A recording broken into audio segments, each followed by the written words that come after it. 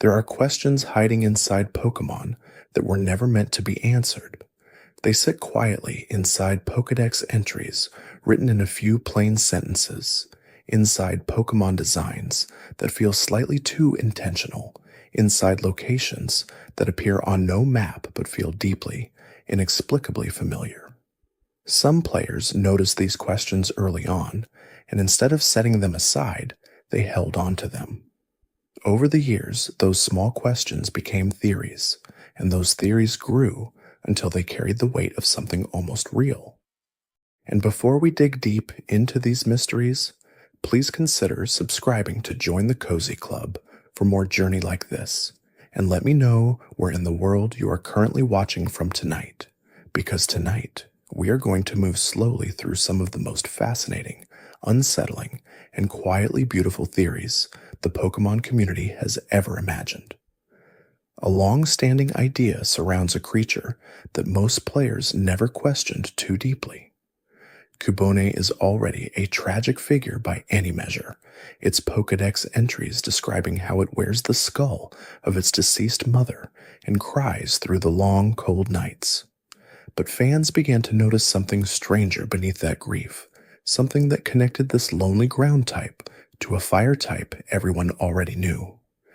The theory held that Cubone was, in some earlier moment, a Charmander, and that what players were seeing was what remained after a Charmander's flame went out entirely. The flame on a Charmander's tail is described as the direct measure of its vitality, burning brightly when the creature is healthy and flickering in moments of distress. When that flame dies, so does the Charmander, or at least that is what everyone assumed. The theory proposed something different, that in rare and terrible circumstances, a Charmander whose flame is extinguished does not simply vanish but transforms instead, the body rearranging itself into something new, something that no longer needs fire to survive, that something, according to the theory, becomes Cubone. The physical similarities between the two species are subtle but persistent when you begin looking for them. Both have rounded heads, both have a similar compact body shape, and both have long tails, though Cubone's tail carries no flame at its tip. The proportions feel like echoes of each other, like one design was drawn with the same hand that made the other, but under very different emotional conditions. The typing shifts from fire to ground has its own elegiac logic to it, as if the creature that once carried warmth in its very tail now lives pressed against the cold earth, as far from fire as it could possibly get. Even the skull Cubone wears has been read through this lens, fans suggesting it wears the skull of its own Charmander mother, completing a cycle of grief that connects parent and child in the most heartbreaking way. Game Freak never confirmed this, and the games offer no dialogue that bridges the two species directly. But the theory has persisted for decades because it does not feel like a stretch. It feels like something that was always there, waiting quietly to be noticed, which is perhaps the most unsettling kind of theory of all. The idea that Ditto is a failed experiment is one of the most quietly convincing theories in the entire community, and it begins not with Ditto itself, but with the location where you first encounter it. Before we drift any further, maybe tap subscribe for more gentle videos, and tell me where you're joining from tonight. In Pokémon Red and Blue, Ditto appears in the Pokémon Mansion on Cinnabar Island. That mansion is already one of the most unsettling locations in the original games, a burnt-out research facility with scattered journals that tell the story of how Mewtwo was created from Mew's genetic material. The scientists who worked there were experimenting with cloning, and the records they left behind describe a process that was unstable and deeply imperfect. Ditto can also be found in the mansion's upper floors, which seems at first like a minor coincidence of game design. But when you start comparing Ditto and Mew directly, the coincidences multiply in a way that is difficult to dismiss entirely. Both Pokémon weigh exactly the same amount. Both share a very similar body shape in terms of proportion and softness. Both are capable of using the move Transform, which allows them to copy any other Pokemon's appearance and abilities completely, and no other species can do this naturally. Ditto's shiny form is blue, which does not connect directly, but the standard pink coloring of both creatures is striking when placed side by side. The theory holds that when scientists attempted to clone Mew, most of their attempts failed. The cells would replicate but not stabilize, producing something that could mimic the genetic structure of whatever it encountered, but could not hold a fixed form of its own. These failed attempts, these shapeless things made of scrambled DNA, became Ditto. The one successful attempt became Mewtwo. This gives Ditto a history that most players never considered, transforming it from a simple gimmick creature into a living record of something that went wrong in a laboratory. It also explains Ditto's strange role in the breeding system, where it can pair with almost any species to produce eggs. That flexibility, fans suggest, comes from having genetics that are fundamentally unanchored, built from the raw material of Mew's DNA, without any fixed species identity to constrain them. Game Freak has never confirmed the theory, but the overlapping details form a picture that is difficult to look away from once you have seen it clearly.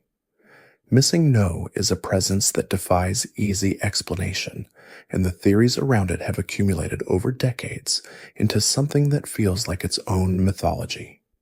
It appears in Pokémon Red and Blue as a consequence of a very specific sequence of steps, talking to a particular man in Viridian City, then surfing along the eastern coast of Cinnabar Island. What appears is a creature with a sprite made of visual noise, a blocky abstract shape that flickers and distorts on screen. It has a cry, it has battle stats, it has a type, though that type shifts depending on the version of the encounter. And catching it, or even encountering it, causes the sixth item in your bag to duplicate, which created a culture of deliberate MissingNo hunting for rare candies and master balls in the earliest days of the series.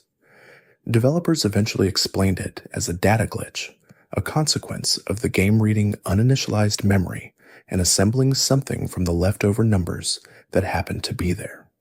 That explanation is technically accurate and entirely unsatisfying to a certain kind of player. The theories that grew up around MissingNo treated it as something more intentional. One idea held that it was a Pokémon that had been removed from the game at the last moment, its data scrubbed from the roster, but not cleanly enough, leaving these residual traces behind.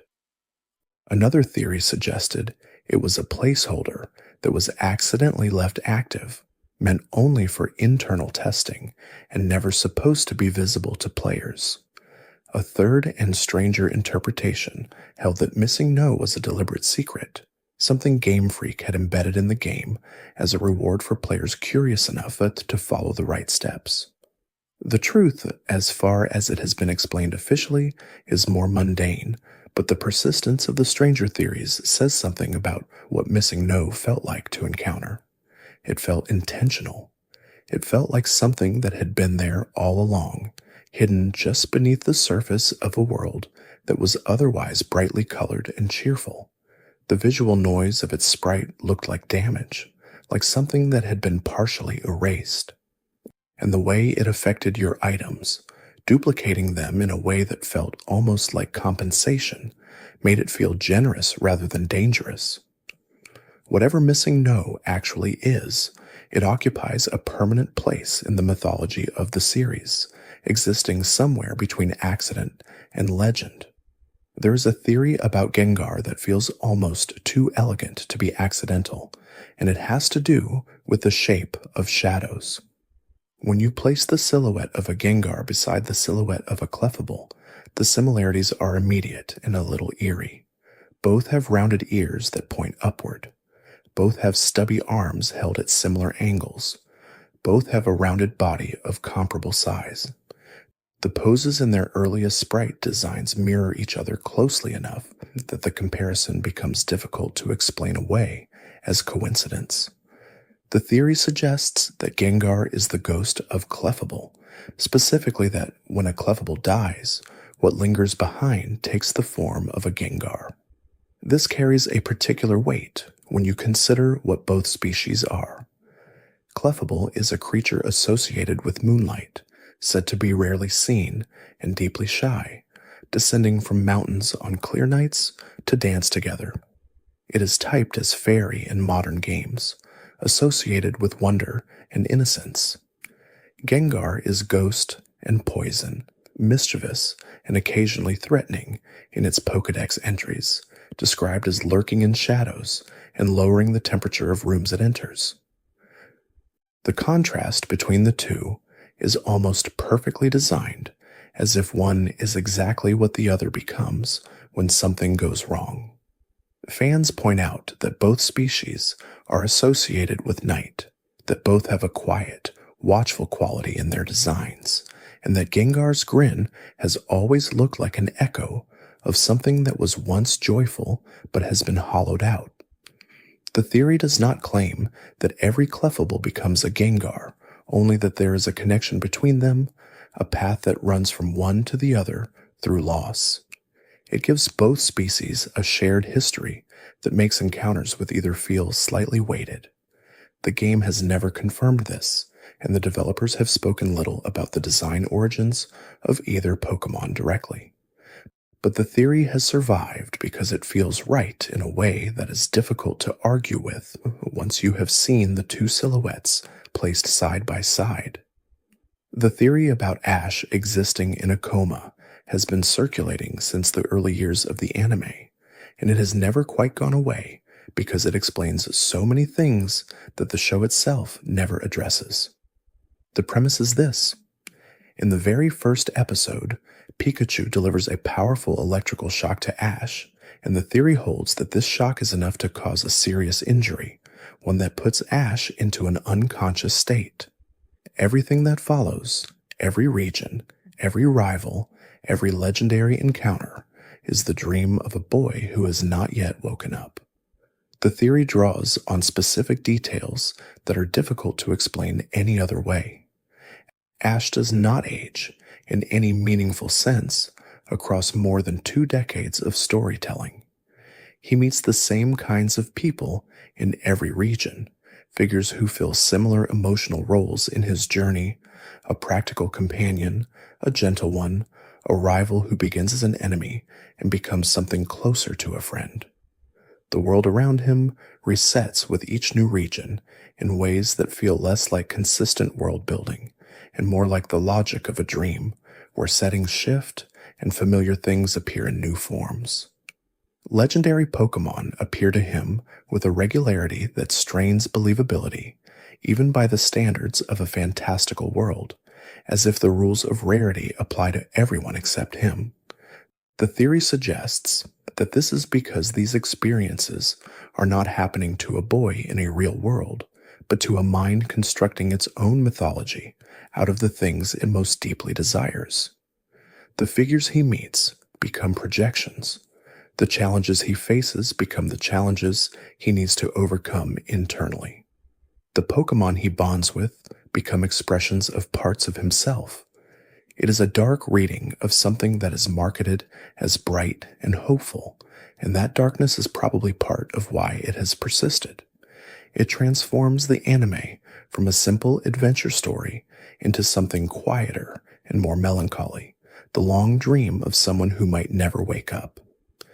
There are theories that grow from very specific Pokédex entries, and the ones surrounding Hypno and Drowsy are among the most unsettling because the text in the games themselves provides most of the evidence.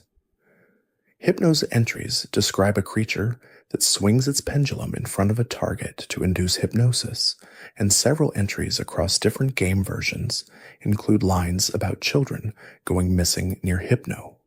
One Pokédex entry states that children who see Hypno's eyes cannot escape its hypnotic gaze.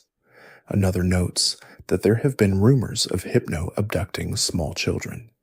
These entries are unusual by the standards of the series, which tends to describe its ghost types with the most disturbing lore and leaves psychic types relatively benign. Drowsy's entries add another layer, describing the creature as feeding on human dreams, with a preference for the dreams of children. The theory holds that these two pieces of Pokédex lore are not coincidental, that Drowsy and Hypno represent a cycle that is darker than the games explicitly state. Some interpretations suggest that the children mentioned in Hypno's entries are not simply lured away, but are transformed, that prolonged exposure to Hypno's abilities changes something fundamental about a human child over time. The Pokémon world is one in which transformative events are not unusual. Pokémon themselves transform through evolution. Certain objects and experiences change the nature of living things. The theory extends this logic to suggest that children who vanish near Hypno may eventually become drowsy, the cycle of dream feeding continuing from one generation to the next. This is perhaps the most extreme version of the theory, and it is one the games never come close to confirming. But the Pokédex entries that inspired it are real, sitting quietly in games aimed at children, which makes the discomfort they produce feel like something that was always meant to be there. The idea that the Pokémon world is post-apocalyptic is one that accumulates its evidence slowly, and it rewards the kind of player who pays attention to backgrounds rather than main paths. The world of the games presents itself as cheerful and largely peaceful, but the details scattered through its cities and routes tell a different story if you read them carefully. In Kanto alone, there are signs of a world that was once more developed than it currently appears. Lavender Town sits above a tower filled with the graves of Pokémon, and the lore surrounding it mentions a war in which Pokémon were used as weapons. The Pokémon Mansion on Cinnabar Island is a ruin, its research abandoned mid-experiment, its journals left scattered on the floor as if everyone who worked there simply stopped coming one day.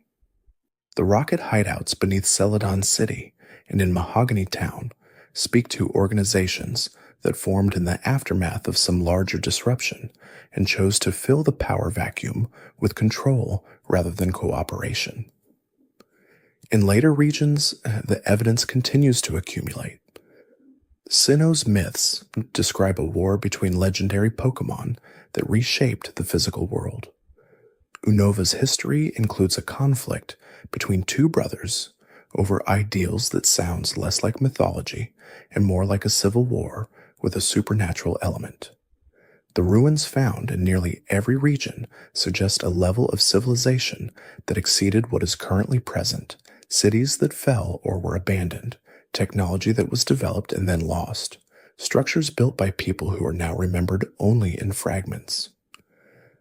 The theory draws all of this together into a single idea, that the Pokémon world we explore in the games is a rebuilt world, one that emerged from a collapse profound enough that much of what came before it was erased. The cheerfulness of the present is not innocence, but resilience, a world that rebuilt itself and chose to move forward without carrying too much of the weight of what it had survived.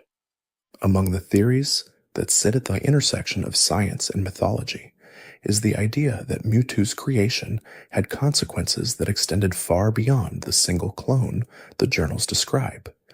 The Pokémon Mansion logs record the birth of Mewtwo with language that conveys awe and dread in equal measure, noting that the creature's power was immense and its temperament was unstable, and that the scientists who created it quickly lost control of the situation. What the logs do not describe in detail is what happened to the material that was left over. Cloning on the scale the scientists were attempting would have produced vast amounts of biological waste, genetic material that failed to stabilize into the intended form, cells that replicated incorrectly and produced something other than what was designed. The theory holds that Ditto is only one consequence of this process, the most visible survivor of experiments that produced many kinds of failures before they produced anything recognizable. This version of the theory extends beyond Ditto alone to suggest that some of the strange and unexplained creatures found near Cinnabar Island, the unusual Pokémon distribution of that entire zone of the map, may reflect a broader contamination event, the escaped byproducts of experiments that were never properly contained. The island itself appears to have been largely abandoned by the time the player arrives, its research facility gutted by fire, its gym the only functioning institution remaining.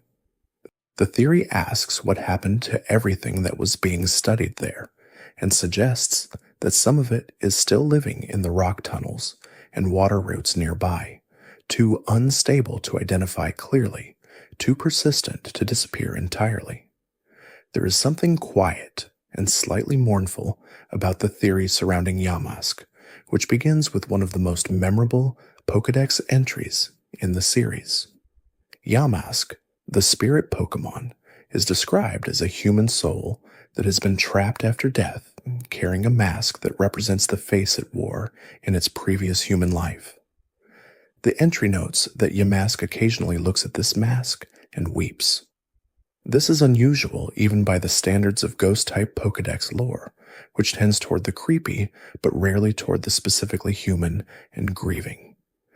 The theory that has grown around this entry concerns what Yamask was before it died. The most straightforward reading is that Yamask was a person, a human being who lived in some earlier era of the Pokémon world, and whose soul did not pass on cleanly after death, but instead became attached to a spiritual form shaped by the manner or location of their death.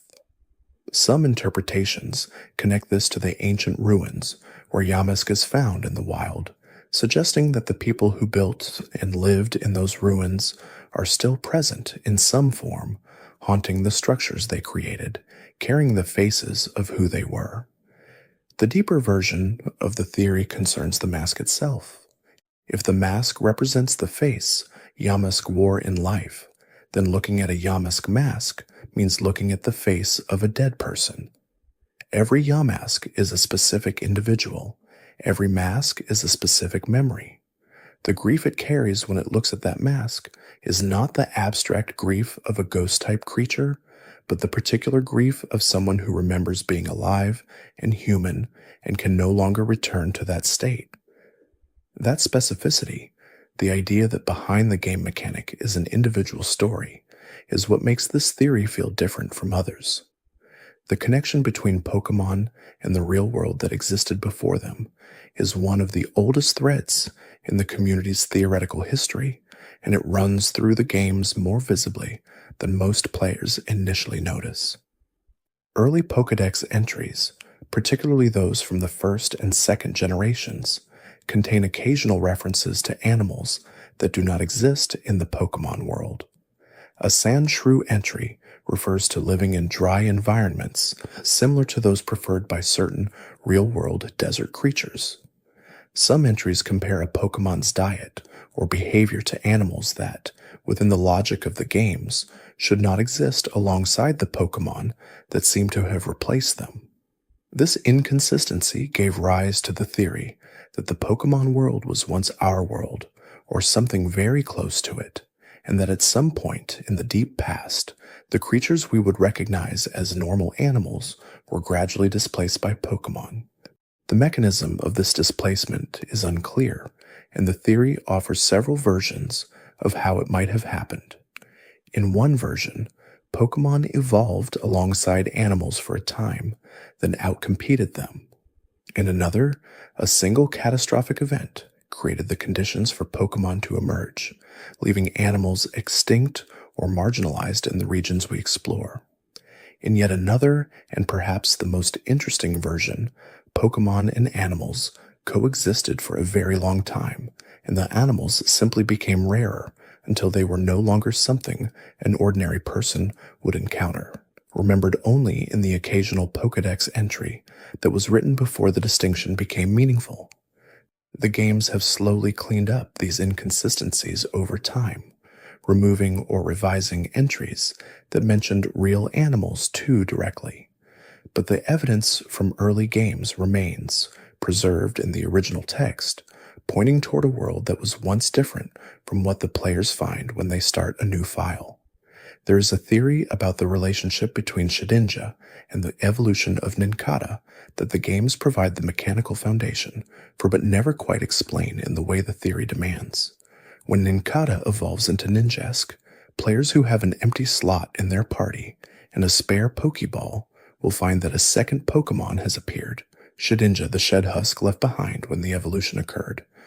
Shedinja has exactly 1 hit point and cannot be damaged by most moves due to its Wonder Guard ability, which blocks every attack that is not super effectively typed against it. Its Pokédex entries describe it as a hollow shell with a dark interior that cannot be looked into directly, warning that anyone who peers through the hole in its back will have their soul stolen. The theory holds that Shedinja is not simply an empty shell, but is the spirit of the Ninkata that evolved, a soul that was left behind when the transformation happened too fast or too completely for it to follow.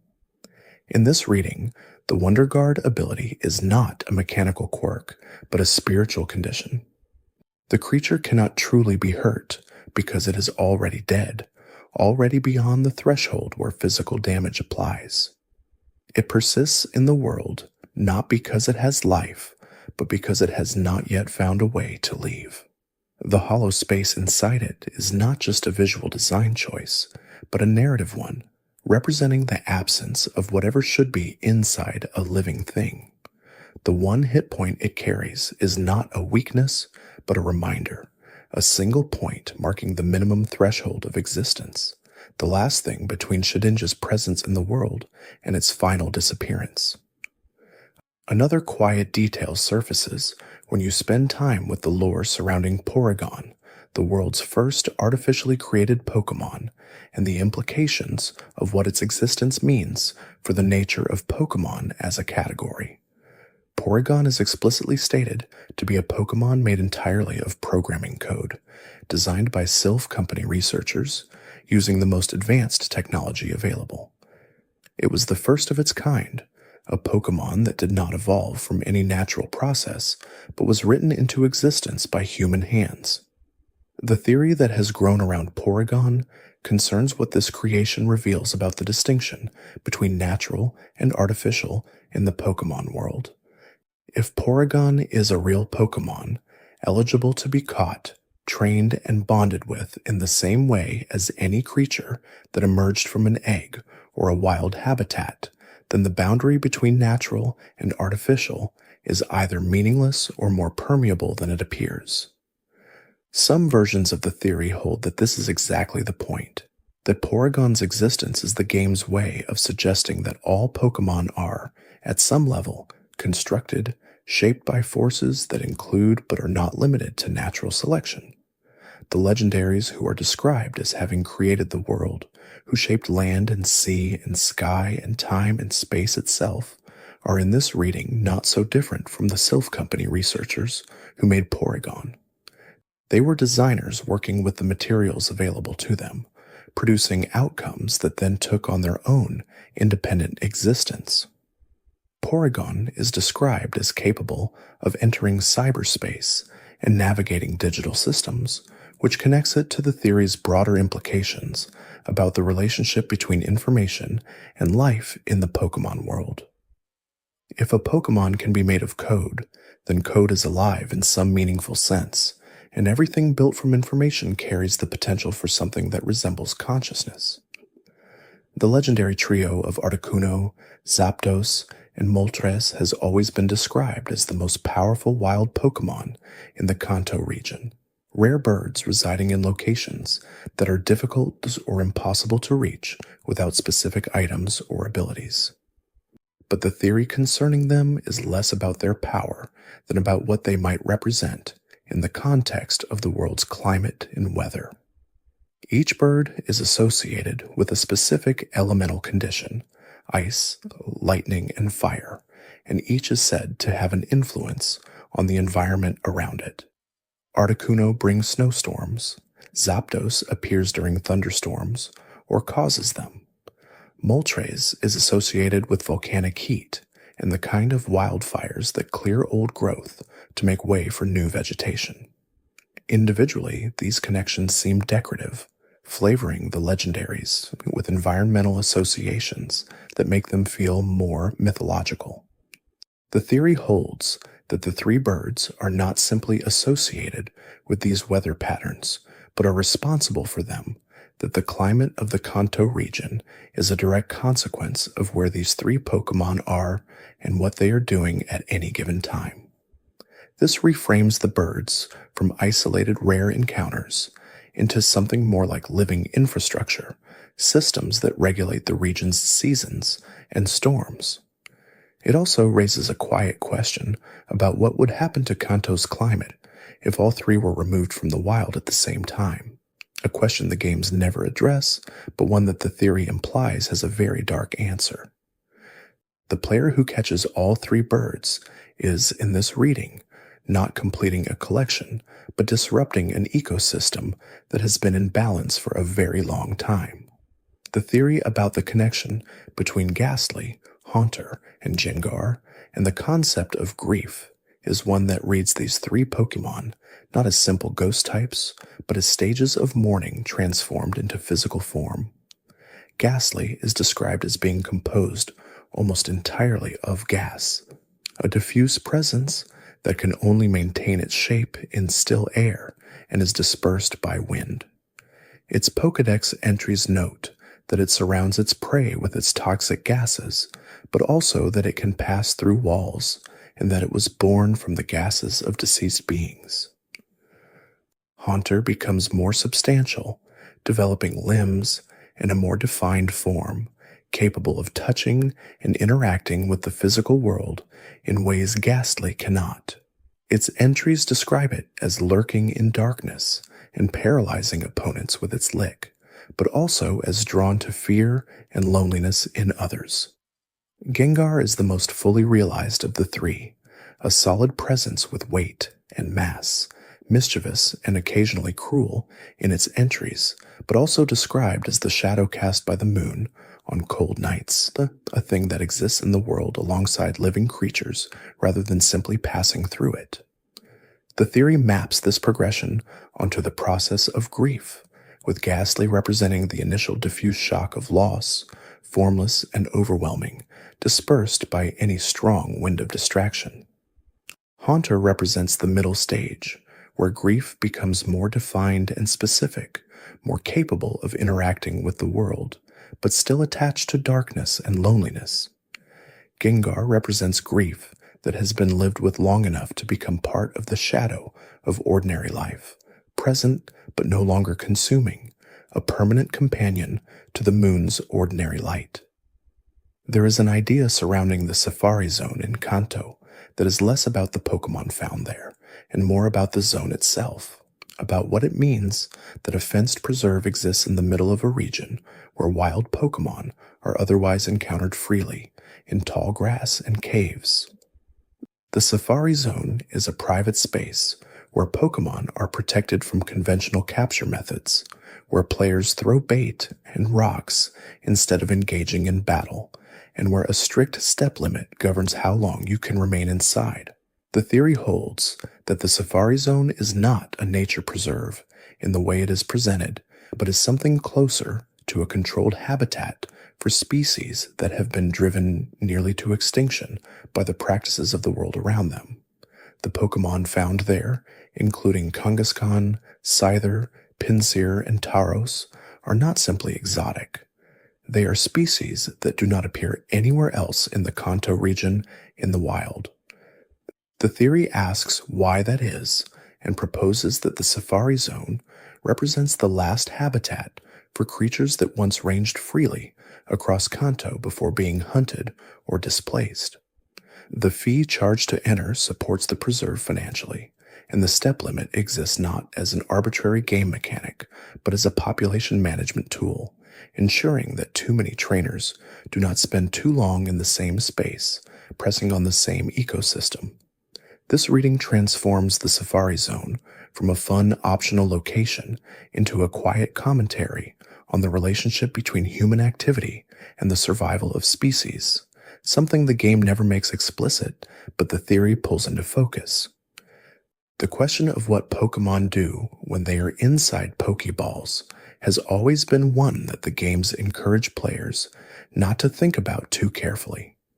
The storage systems, the ability to release Pokémon from boxes that hold dozens of them, the scenes in the anime where a Pokémon emerges from a ball in excellent health, regardless of what the environment outside is like, all of these push toward a comfortable fiction that the ball is simply a convenient container and that the experience inside it is benign.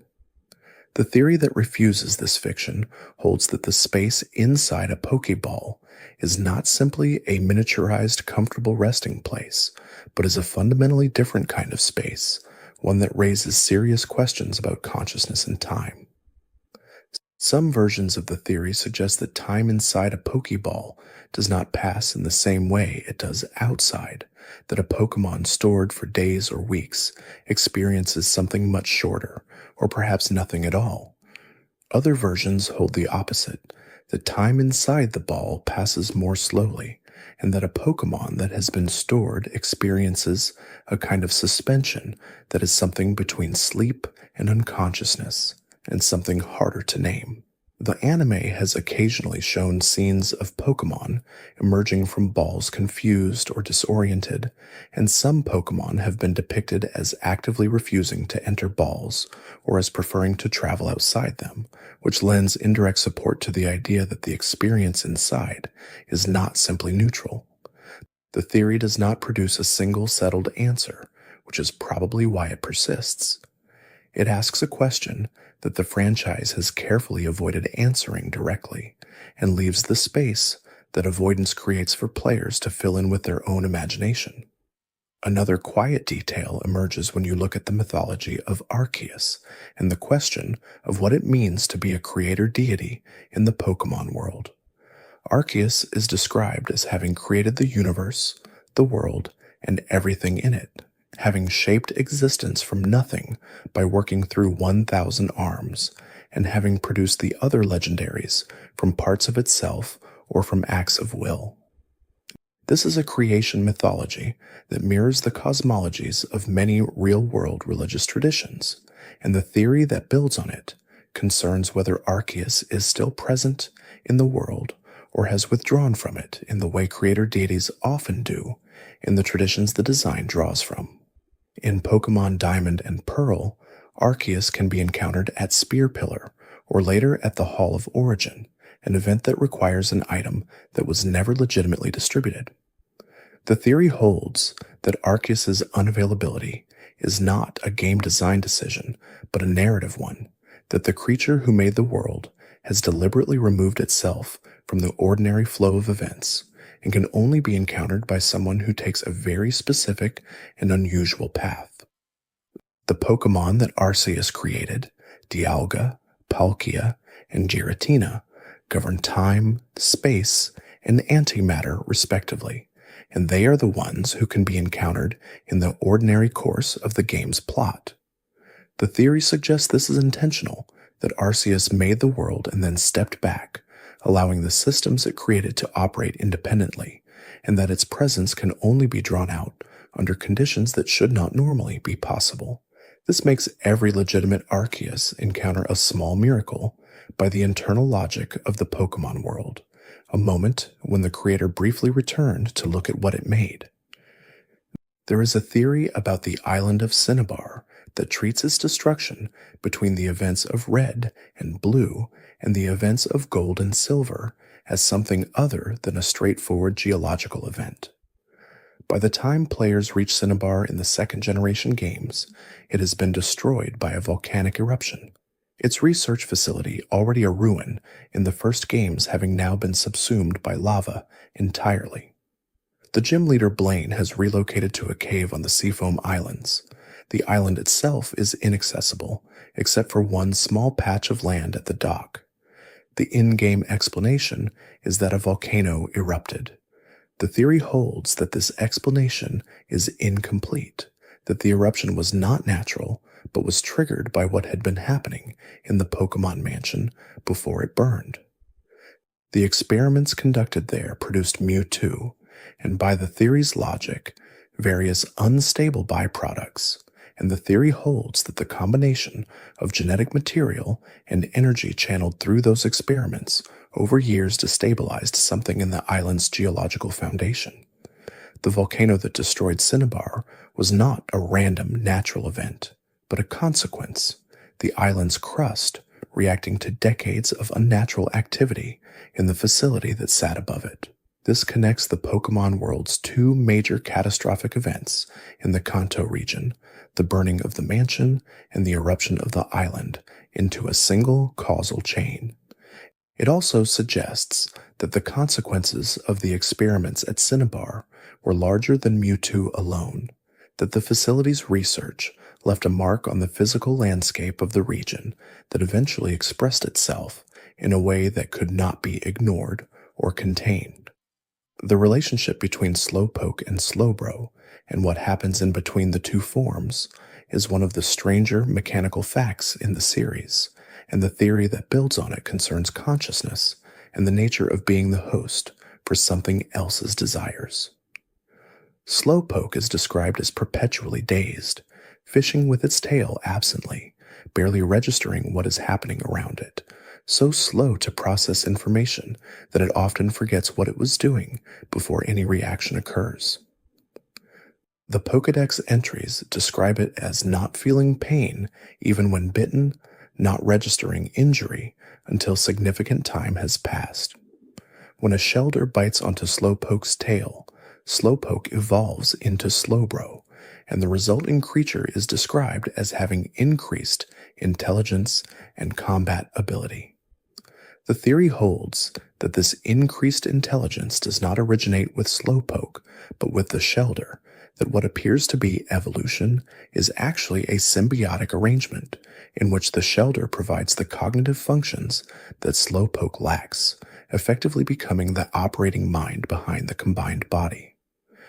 This raises a question about which of the two creatures is in control of Slowbro's actions, and some versions of the theory hold that the answer is neither clearly, that Slowbro exists in a state of shared consciousness that is uncomfortable for both parties, but that neither can exit cleanly. Slowbro's Pokédex entries note that the Shellder has developed differently than it would have as a wild Pokémon, shaped by the parasitic relationship into something that could not survive independently. The two are locked together. The theory makes this lock the center of Slowbro's identity rather than a detail of its biology, transforming a curious evolution mechanic into a meditation on dependency. There are theories about the way time works in the Pokémon world that draw on the series' legendary Pokémon and come to conclusions that are subtler and stranger than the large-scale myths the games make explicit. Dialga governs time and is described as capable of traveling through it, bending it, and altering the flow of it. But the theory in question is not about Dialga specifically. It is about the way time behaves around legendary encounters in general. When a player encounters a legendary Pokémon in the wild, that Pokémon has been waiting there, in that specific location, for the entirety of the game. Mewtwo was in the deepest chamber of Cerulean Cave before the player arrived and would have remained there indefinitely if they had never come. Articuno was on the third floor of the Seafoam Islands. Rayquaza was at the top of Sky Pillar. The theory holds that these Pokémon do not simply wait in a passive sense, but exist in a kind of temporal stasis while the player is not present, that their time does not flow in the ordinary way between the moment the world was loaded and the moment the player arrives at their location. This would mean that the legendary Pokémon the player encounters has not experienced any duration at all between the world's creation and the player's arrival, that from the legendary's perspective, it simply exists, and then suddenly there is a trainer standing in front of it. This transforms every legendary encounter into a confrontation between a creature that has no sense of time having passed and a trainer who has spent hours reaching this place, creating an asymmetry that the games never address, but the theory makes impossible to stop noticing. Another quiet detail surfaces when you look at the Unova region and its legends concerning the original dragon and the two brothers who split it into Reshiram and Zekrom. The story as presented in the games holds that two brothers once wielded a single great dragon between them, that they eventually disagreed about the proper principles by which to live, truth versus ideals, and that their conflict caused the dragon to split into two, each half aligned with one brother's chosen value. What the theory explores is not the split itself, but what happened to the dragon before the split occurred. A dragon that embodies both truth and ideals simultaneously would be a creature of extraordinary integration, holding two values that the story presents as contradictory in a state of perfect balance. The theory holds that this integration was not tension, but wholeness, that the original dragon was the most complete thing in the Unova world precisely because it held both qualities without requiring them to compete. The split, in this reading, was not a neutral event or a necessary one, but a loss. The fracturing of something whole into two partial things that are now opposed to each other by their very nature. Reshiram and Zekrom cannot exist in complete harmony, not because they are enemies, but because they are fragments of the same thing, each defined by the absence of what the other carries.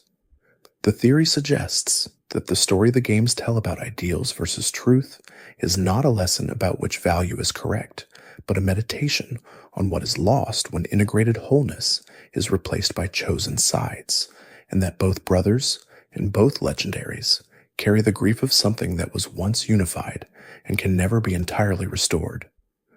The theory surrounding Spiritomb is one that the game almost tells you directly, but stops just short of completing. Spiritomb is described as a Pokémon born from the binding of 108 spirits into a specific keystone, spirits that were considered malevolent enough to require containment. Its odd keystone can be found in Sinnoh, and the creature within it can be encountered by speaking to 108 different players in the underground areas of the game, a social mechanic that mirrors the soul count of its construction. The theory holds that the 108 spirits inside Spiritomb are not generic malevolent energies, but specific individuals, people whose actions in life were considered harmful enough to justify spiritual imprisonment after death. This transforms Spiritomb from a bizarre ghost type into a ghost type with a specific population, a creature that contains 108 individual histories of wrongdoing, each one still present within the keystone and contributing to the combined personality of the Pokémon they collectively form. The theory extends this to suggest that the keystone is not simply a container, but a reformatory, that the experience of sharing such a small space with 107 other spirits for an indeterminate period of time is meant to produce something, possibly understanding or exhaustion, or simply the slow erosion of individual identity into a shared one. Spiritomb's typing as ghost and dark aligns with this reading, the ghost type acknowledging the individual souls within it, and the dark type acknowledging what they collectively represent. Every Spiritomb you encounter in the wild has in this theory been carrying 108 people inside it for a very long time. There is a theory about the structure of Pokémon gyms and the league system that reads the entire competitive framework of the games as something with a purpose beyond sports. In every region, the Pokémon League structures gym challenges as a journey of increasing difficulty, with the player progressing through 8 gym leaders before reaching the Elite Four and the champion. The official framing is that this is a system for testing trainers and promoting strong battlers. The theory suggests the system serves a secondary and possibly primary function that is never made explicit, that the gym structure is a mechanism for identifying individuals with unusual talent and drawing them towards centralized power, effectively recruiting the most capable trainers of each generation into a sphere of influence controlled by the champion and the institutions around them. This reading is supported by how the champion and Elite Four are positioned as the people closest to the Pokémon professor, to the regional government when it exists explicitly in the games, and to whatever protective function the region requires. When legendary threats arise, it is always the capable young trainer who is drawn through the gym challenge that ends up addressing them, not a dedicated organization or a military force. The theory holds this is not coincidental but designed, that the gym system functions as a filter and a funnel, identifying extraordinary individuals through a public and apparently meritocratic process and positioning them to serve functions the region needs without ever explicitly asking them to do so. Another idea that has accumulated significant detail concerns the nature of the distortion world in Pokémon Platinum and what Giratina's exile there reveals about the cosmology the games are building. Giratina is described as having been banished by Arceus for violent behavior during the creation of the world, sent to exist in the distortion world, a place defined by inverted physics where gravity operates in multiple directions and space does not follow ordinary rules. The straightforward reading is that this is a punishment, a prison. The theory holds that it is something more complicated than that the distortion world is not simply a prison, but a necessity, a dimension that requires a steward, and that Giratina was sent there not because it was too dangerous to exist in the ordinary world, but because it was the only being capable of maintaining the distortion world's structural integrity. This would mean Giratina's exile is not purely punitive, but functional, that the Pokémon world as a whole requires the distortion world to remain coherent, that the antimatter dimension Giratina governs is as important to existence as the time and space that Dialga and Palkia govern, and that someone had to be placed in charge of it. Giratina's resentment, visible in its Pokédex entries and in the game's story, would then be the resentment of a being that has been given an essential and eternal job without being asked, sent into isolation, not as punishment, but as necessity, which is in many ways a harder thing to accept than punishment. There is a theory about the E4 member Agatha in the Kanto games that reads her relationship with Professor Oak as something more significant than the games reveal. Agatha mentions Oak in the original games, and her manner of speaking about him implies a long acquaintance that has turned cold, a past collaboration or closeness that has since been replaced by something harder and more competitive. The theory holds that Oak and Agatha were once colleagues in the field of Pokémon research, possibly partners, and that their divergence came from a fundamental disagreement about how to approach the study of Pokémon. Oak's research is explicitly focused on the relationship between humans and Pokémon, on documentation and the kind of knowledge that comes from observation and partnership. Agatha uses ghost-type Pokémon and is described as old-fashioned in her battling methods, devoted to power and combat in ways that feel antithetical to Oak's collaborative philosophy. The theory suggests that these two people once shared a path and then reached a point where it forked, and that what Agatha's comments reveal is the edge of a grief that has hardened into contempt over the decades between their split and the events of the game. She considers Oak's research naive or insufficient. He has likely thought less about her than she has about him.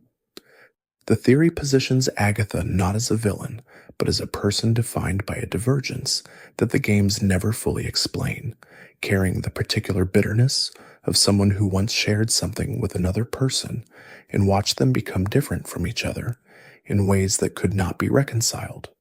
Another quiet detail surfaces in the way certain Pokemon evolution lines seem to encode narratives that the games never directly articulate.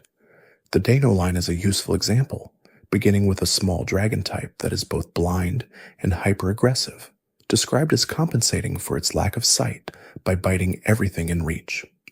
Zweilous, its middle form, has two heads that face in opposite directions and are described as fighting with each other constantly over food and territory. Hydreigon, the final form, gains a third head and is described in its Pokédex entries as ferocious beyond any possibility of taming, said to recognize no allies and to destroy everything in its path indiscriminately. The theory holds that this evolution line is a narrative about the accumulation of violence and what happens when it goes unchecked and unredirected. Deino's aggression is born from vulnerability, from being blind in a world where other creatures can see you coming. Zweilous's conflict is internal, two perspectives that cannot align, two directions that cannot reconcile, fighting over the same body and the same resources. Hydreigon is the result of that unresolved internal conflict, resolving into outward destruction.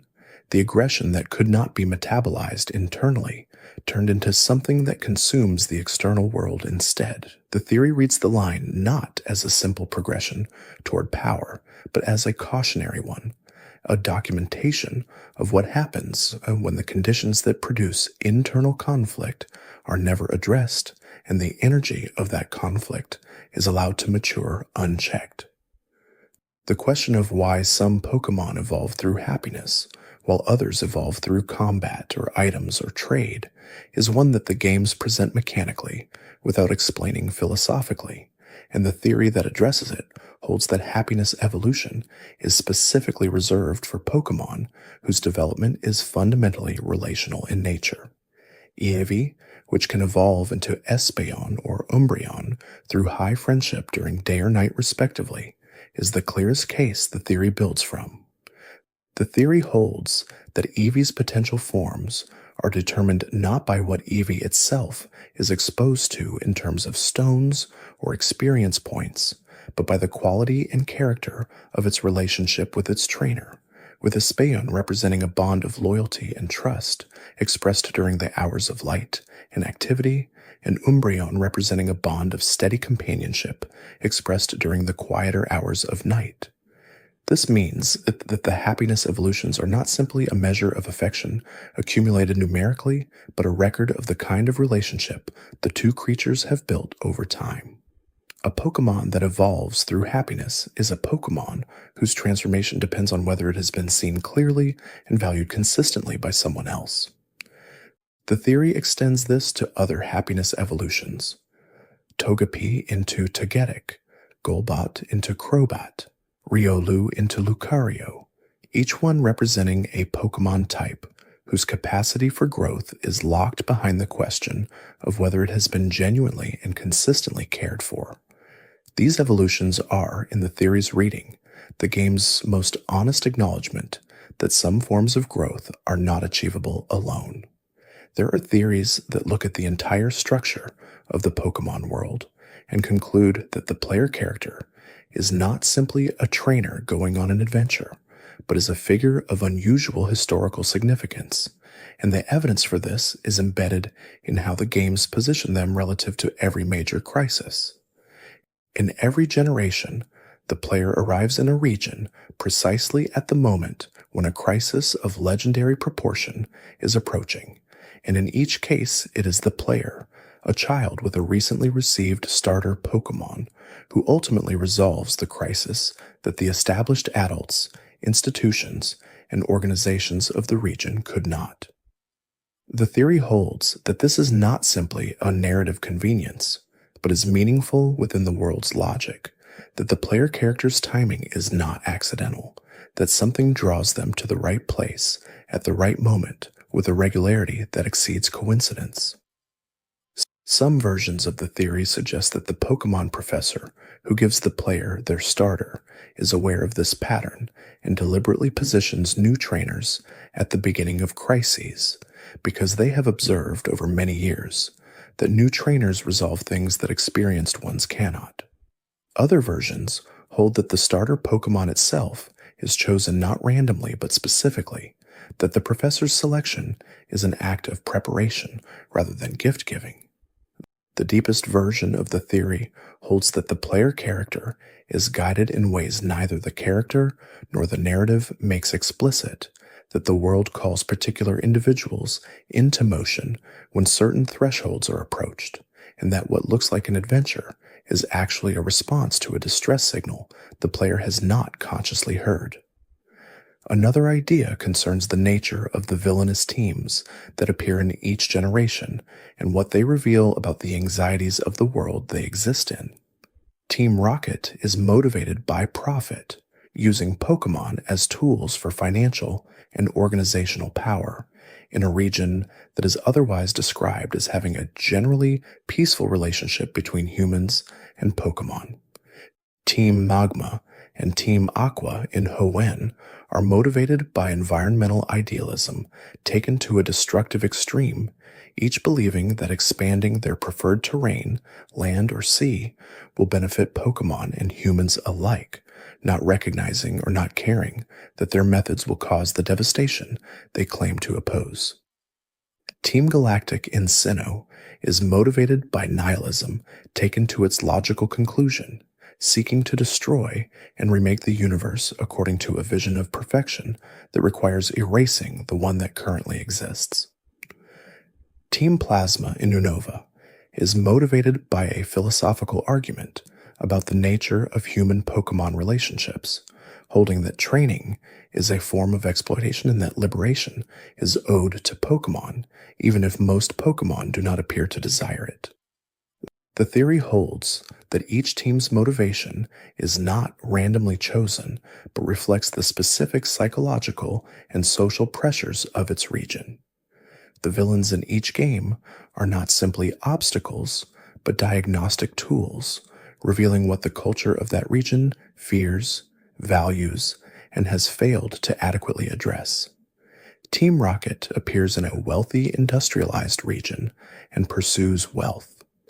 Team Galactic appears in a region preoccupied with mythology and cosmic origins and pursues cosmic reimagining. The teams are the anxieties of their worlds made into organizations with goals and hierarchies and names.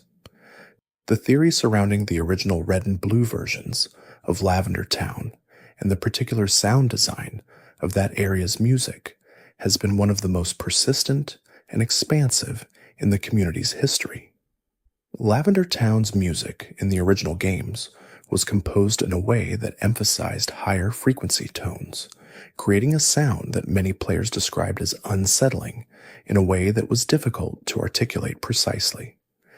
The official music was changed in subsequent localizations and remakes, softened and adjusted until it no longer produced the same visceral reaction it had in its original form. The urban legend version of this history, which is not factually accurate, but which the theory community has built extensively upon, holds that the original music was responsible for physical symptoms in young Japanese players, and that it was changed specifically to address these effects. The factual basis for this story is essentially non-existent, but the theory that grew from it is interesting for different reasons. The games themselves use music as an environmental tool throughout, with distinct compositions for each location that shape the emotional experience of being there. Lavender Town's music was doing something unusual in this framework, using the sonic environment to produce a reaction that felt less like aesthetic enhancement and more like an intrusion, something that made the place feel wrong in a way that went beyond the visual cues of the tower and the ghost Pokemon encountered there. The theory's deepest version holds that this was intentional, that the composers of the original music understood something about the emotional weight of a place dedicated to the deaths of Pokemon, and built music that refused to let players feel comfortable there, that the discomfort was the point, and that subsequent versions of the music represent a decision to make the experience more palatable rather than more honest. One of the most thoughtful theories in the community concerns the nature of Pokemon consciousness and what the game's mechanics imply about what it means to be a Pokemon participating in battle. When a Pokemon faints in battle, it does not die. When a Pokemon is healed at a Pokemon Center, the process is instantaneous and complete. When a Pokemon gains a level, the improvement in its capabilities is immediate and measurable. These mechanical facts are presented without philosophical commentary, and the theory holds that what they imply about Pokemon consciousness is significant. The instantaneous healing in particular is the focus because it suggests that the injury a Pokemon sustains in battle is not the kind of injury that leaves lasting damage in the ordinary biological sense, that the healing is not repairing tissue, but restoring something closer to a baseline state that the Pokemon's biology actively tends toward. This in turn suggests that Pokemon experience battle differently than the visual presentation of the games implies, that the apparently serious blows being exchanged in combat produce a different kind of distress in the Pokemon experiencing them than comparable injuries would produce in humans. The theory does not hold that Pokemon feel nothing, but rather that what they feel during battle is something other than pain in the human sense, something the games have not named but which the mechanics gesture toward, a state of exertion and pressure that resolves cleanly without leaving the kind of marks that human injury leaves, which might explain why so many Pokemon appear willing and even enthusiastic participants in a system that involves them regularly falling unconscious. There is a theory about the role of the Pokemon professor in each region that reads their work as something more politically significant than the study of Pokemon relationships implies on the surface. In every region, the professor is the first adult authority figure the player encounters, the person who provides both the starter Pokemon and the Pokédex, the two tools that define what kind of journey the player will take. The professor's research topic, the thing they have dedicated their professional life to studying, varies by region, but consistently focuses on some fundamental aspect of the relationship between humans and Pokemon.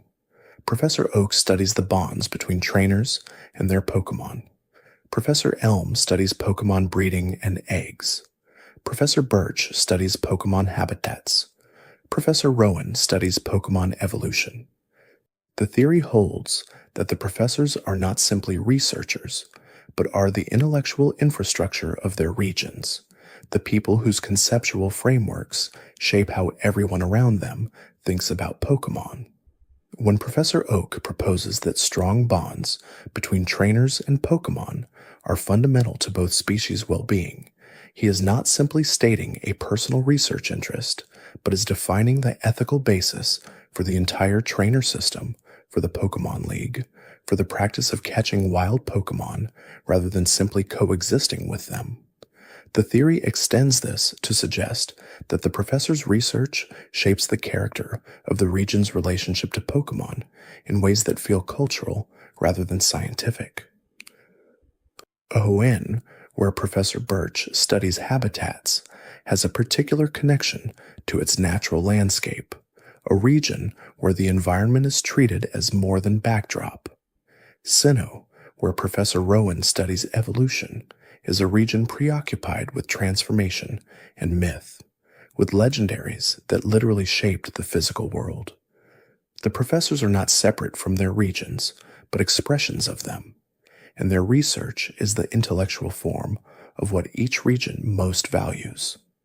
Another idea concerns the recurring figure of the Elite Four as an institution and what the tradition of having exactly 4 members before the champion might mean within the world's logic.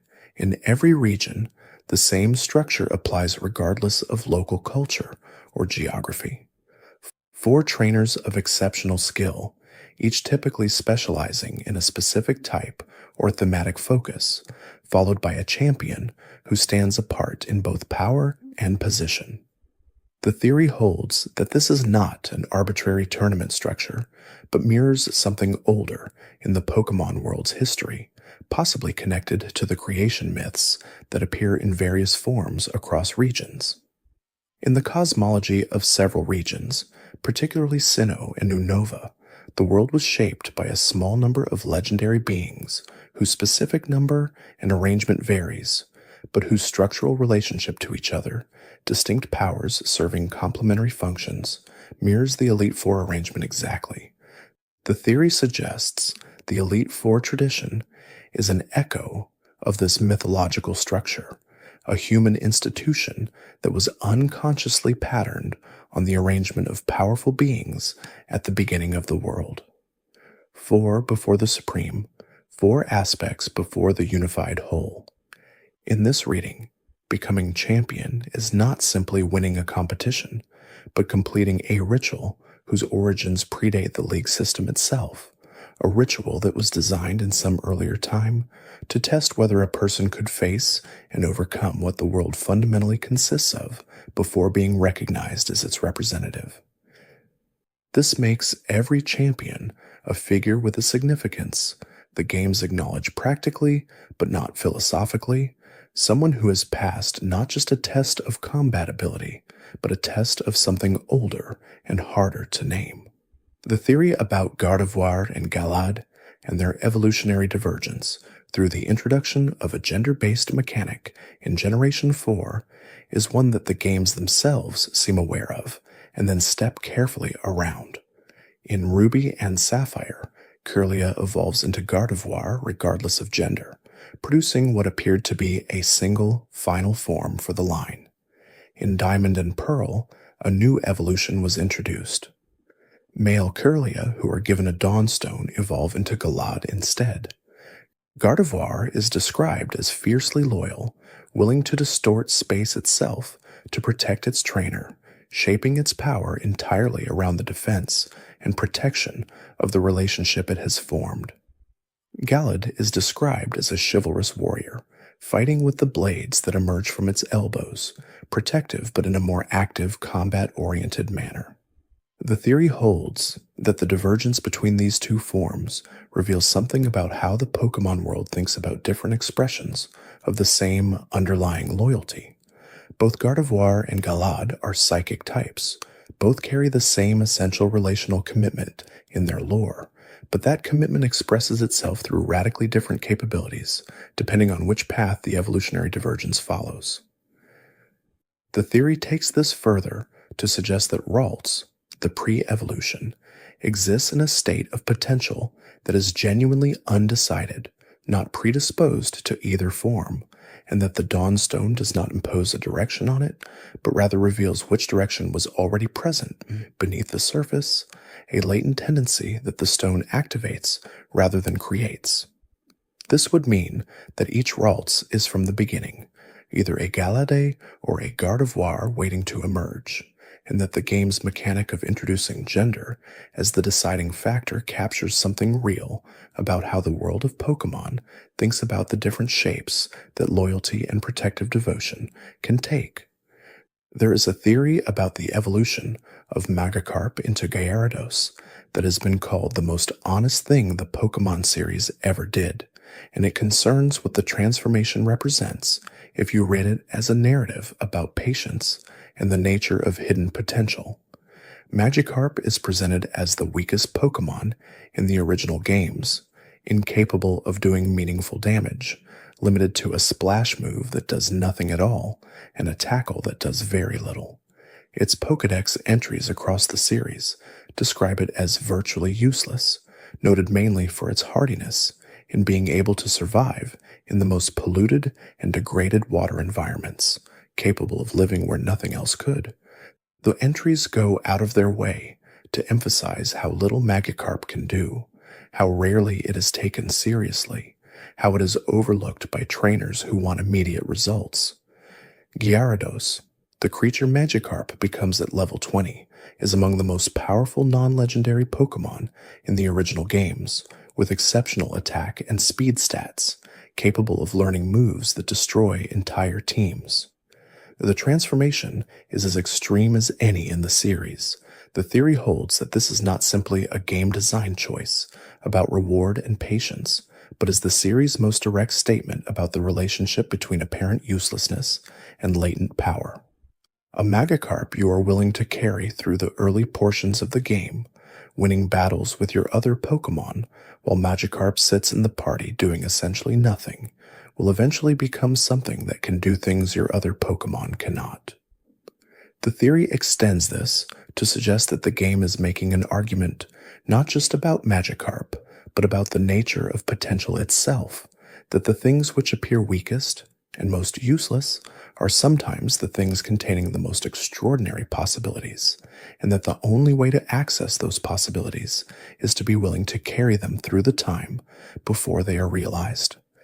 The idea that Absol is not a harbinger of disaster, but rather a deeply misunderstood protector, is one of the theories the games themselves most directly gesture toward, providing the conceptual framework for the theory without ever completing the argument explicitly.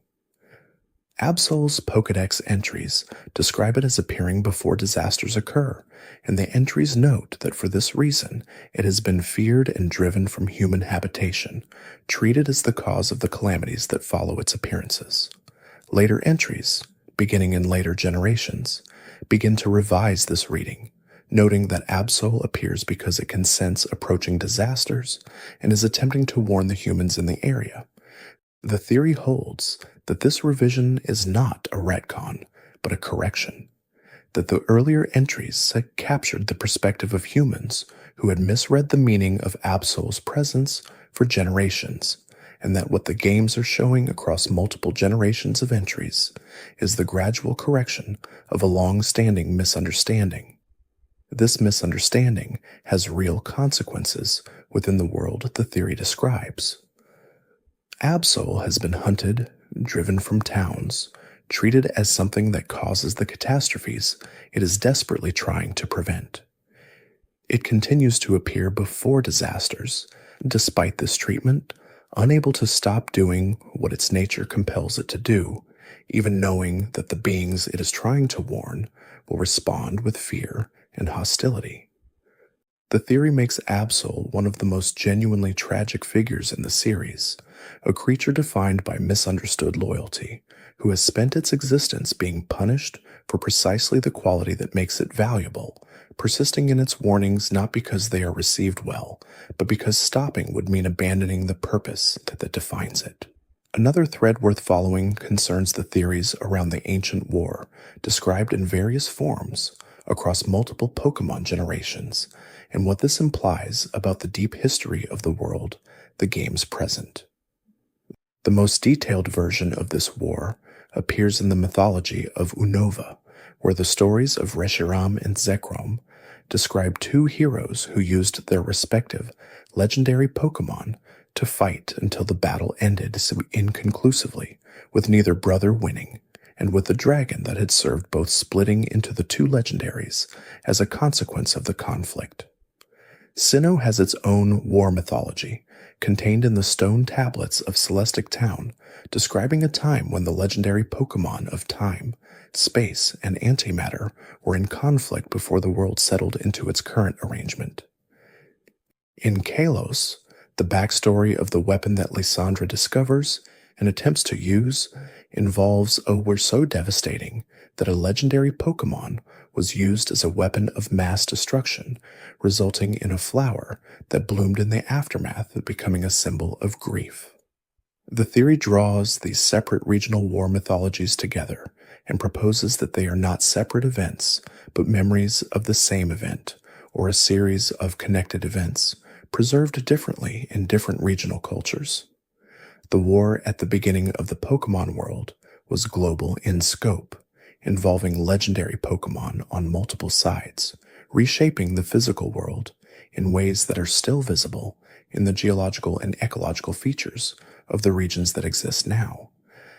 The different regional mythologies are the different cultural artifacts of the same underlying catastrophe, remembered differently depending on which aspect of it each region experienced most directly. There is a theory about the EVA evolution system that reads the 7 or 8 available forms, not as a list of options, but as a complete map of possible directions that any life can take, and holds that each form represents a fundamental category of experience, rather than simply an elemental type. Vaporeon, the water type, represents adaptability and flow, a creature that has learned to move with whatever environment it finds itself in, its cells able to dissolve into water, its body shaped for currents rather than solid ground. Jolteon, the electric type, represents urgency and anxiety, a creature that accumulates static, that is always slightly charged and ready to discharge, whose fur stands on end and whose nature is described as nervous and high-strung even in its most contented state. Flareon, the fire type, represents passion and consumption, described as storing heat in a flame sack and radiating warmth, a creature whose nature is defined by something burning at its center. Espeon, the psychic type, represents insight and intuition, described as having developed its abilities through deep bonds with its trainer, its sensing of subtle environmental changes coming from the same source as its loyalty. Umbreon, the dark type, represents endurance and the ability to function in absence, a creature whose abilities activate in darkness, whose rings glow when threatened, who has learned to survive and be useful in conditions where other creatures cannot see. Leafeon and Glaceon represent connection to external systems, the forest and the ice, forms that emerge not from internal emotional development, but from immersion in a specific environment. The theory holds that Eevee itself, the form before any evolution, represents the state of genuine openness that all of these possibilities require, the brief window before a direction is chosen when everything is still possible. There is a theory about the relationship between the player character and the rival in the original games that reads Gary, or Blue, as he is known in later versions, not as an antagonist, but as that other version of the player's story, the path not taken made visible. In the original games, the rival begins with the starter Pokémon that would have countered yours, takes a more aggressive and contemptuous approach to training, and arrives at every significant location in the game just ahead of you, having already accomplished what you are about to attempt. He is presented as your opposite in attitude, but your parallel in progression, moving through the same world at the same pace by entirely different means. The theory holds that this parallelism is meaningful, that the rival exists as to show the player what the journey looks like when approached from a place of arrogance rather than curiosity, from a desire to dominate rather than to understand. By the time you reach the end of the game, the rival has already become champion, beaten the Elite Four before you arrived, and is waiting at the top. His defeat at your hands is not presented as a moral lesson, but as a practical one, suggesting that the approach the player has taken, bonding with their Pokémon, attending to the relationships, as well as the battles, produces a more capable trainer than the approach that treats Pokémon as tools. The theory extends this to the famous line spoken by one of the Elite Four members about the rival, noting that his Pokémon seemed unhappy, that there was something in the relationships he had built or failed to build that left a gap in his capabilities that he was not aware of. The rival is not a villain, but a mirror, showing the player one possible version of themselves and letting the outcome of the final battle make the argument for the other.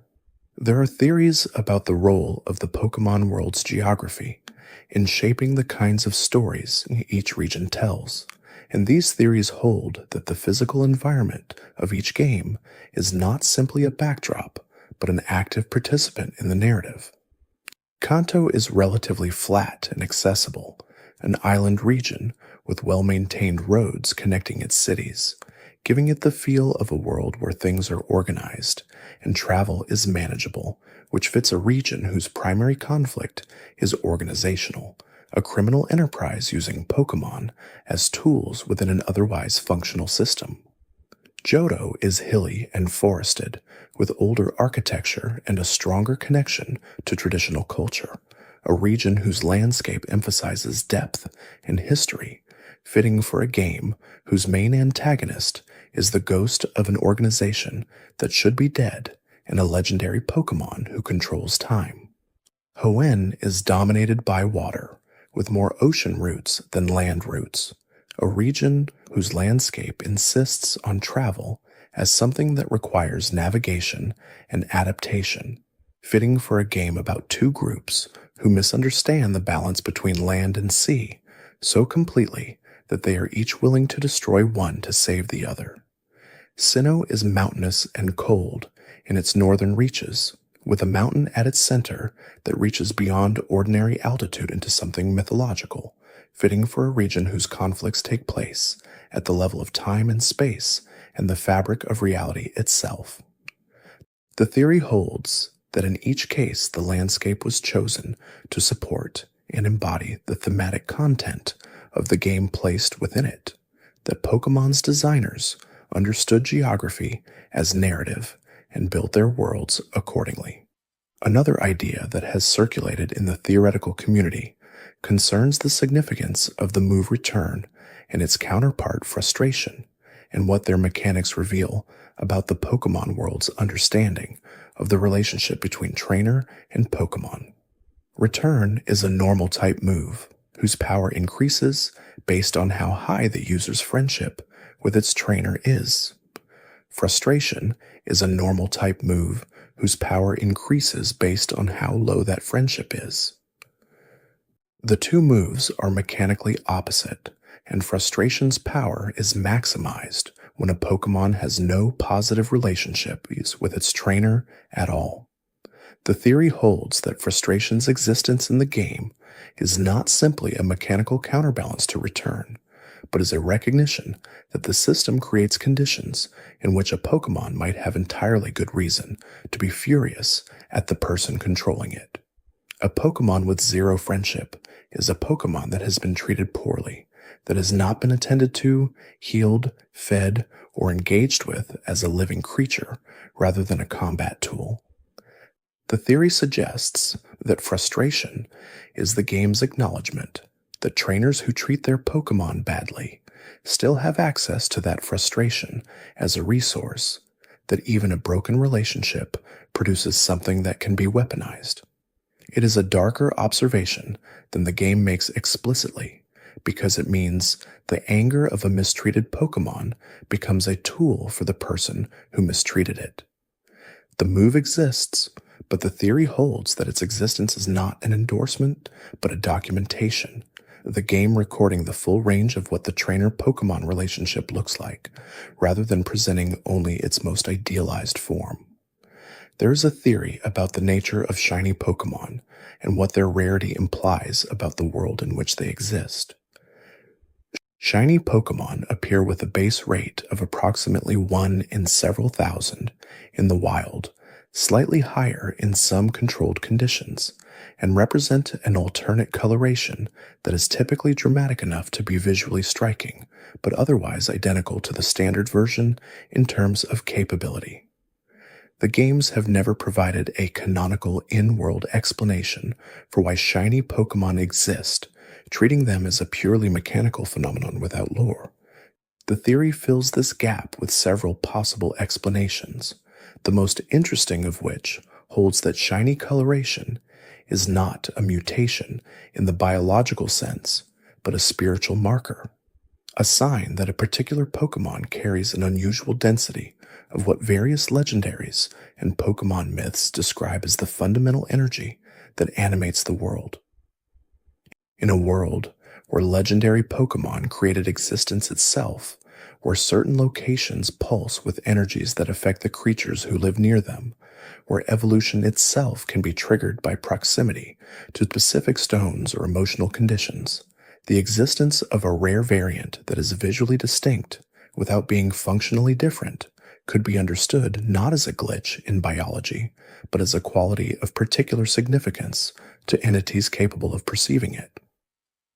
The theory notes that legendary Pokémon, which are mythologically the most significant creatures in the world, are never found as shinies in wild encounters, which it interprets not as a game design limitation, but as the world acknowledging that some forms of significance are already complete and do not need the additional marking that shiny coloration provides to ordinary Pokémon. There is a theory about the protagonist of Pokémon Black and White, specifically about what Hilbert or Hilda's journey through Unova represents when read against the philosophical framework the game explicitly provides. The game's antagonist, N, was raised entirely among Pokémon and holds a sincere belief that Pokémon and humans cannot exist in a relationship that is truly equal, that catching and training Pokémon is inherently exploitative regardless of the care and affection the trainer brings to it. The player, who has just begun their journey, is positioned as the counter-argument, a trainer who will demonstrate through the course of the game that the bonds formed between humans and Pokémon are genuine and mutually beneficial. The theory holds that the game's structure is a philosophical argument rather than simply a story, and that the player's Pokémon are not simply tools for progressing through the argument, but are the argument itself. Every battle the player wins with Pokémon who have been genuinely cared for demonstrates not just combat competence, but the validity of a way of relating to another being that N has been taught is impossible. The theory extends to N himself, holding that his journey over the course of the game is not from being wrong to being right, but from holding one sincere position to being genuinely confused by evidence that complicates it, and that the game leaves his final positions appropriately unresolved because the philosophical question he raises cannot be cleanly answered by winning battles alone. N is not defeated as an argument. He is given something more complicated than defeat. Genuine doubt, which the theory holds, is the more honest conclusion. The question of what the Pokémon world's concept of legendaries implies about the nature of divinity in that world is one the theory community has returned to repeatedly without exhausting. The legendary Pokémon of each region fill roles that in various real-world mythologies would be assigned to gods, creating land, sea, sky, time, space, dreams, nightmares, life, death, and all of the fundamental categories of existence. But they are also creatures that can be caught with Pokéballs, reduced to fainted states in battle, stored in computer boxes, and traded between players.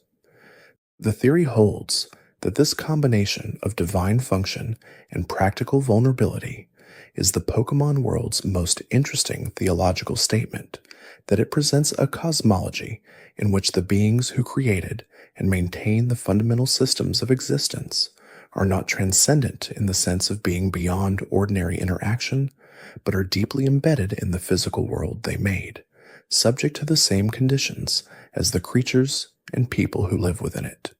A god who can be knocked unconscious by a 10-year-old with a Pokémon is a god that has remained in the world rather than withdrawing from it, and the implications of that presence for the way ordinary life proceeds are significant.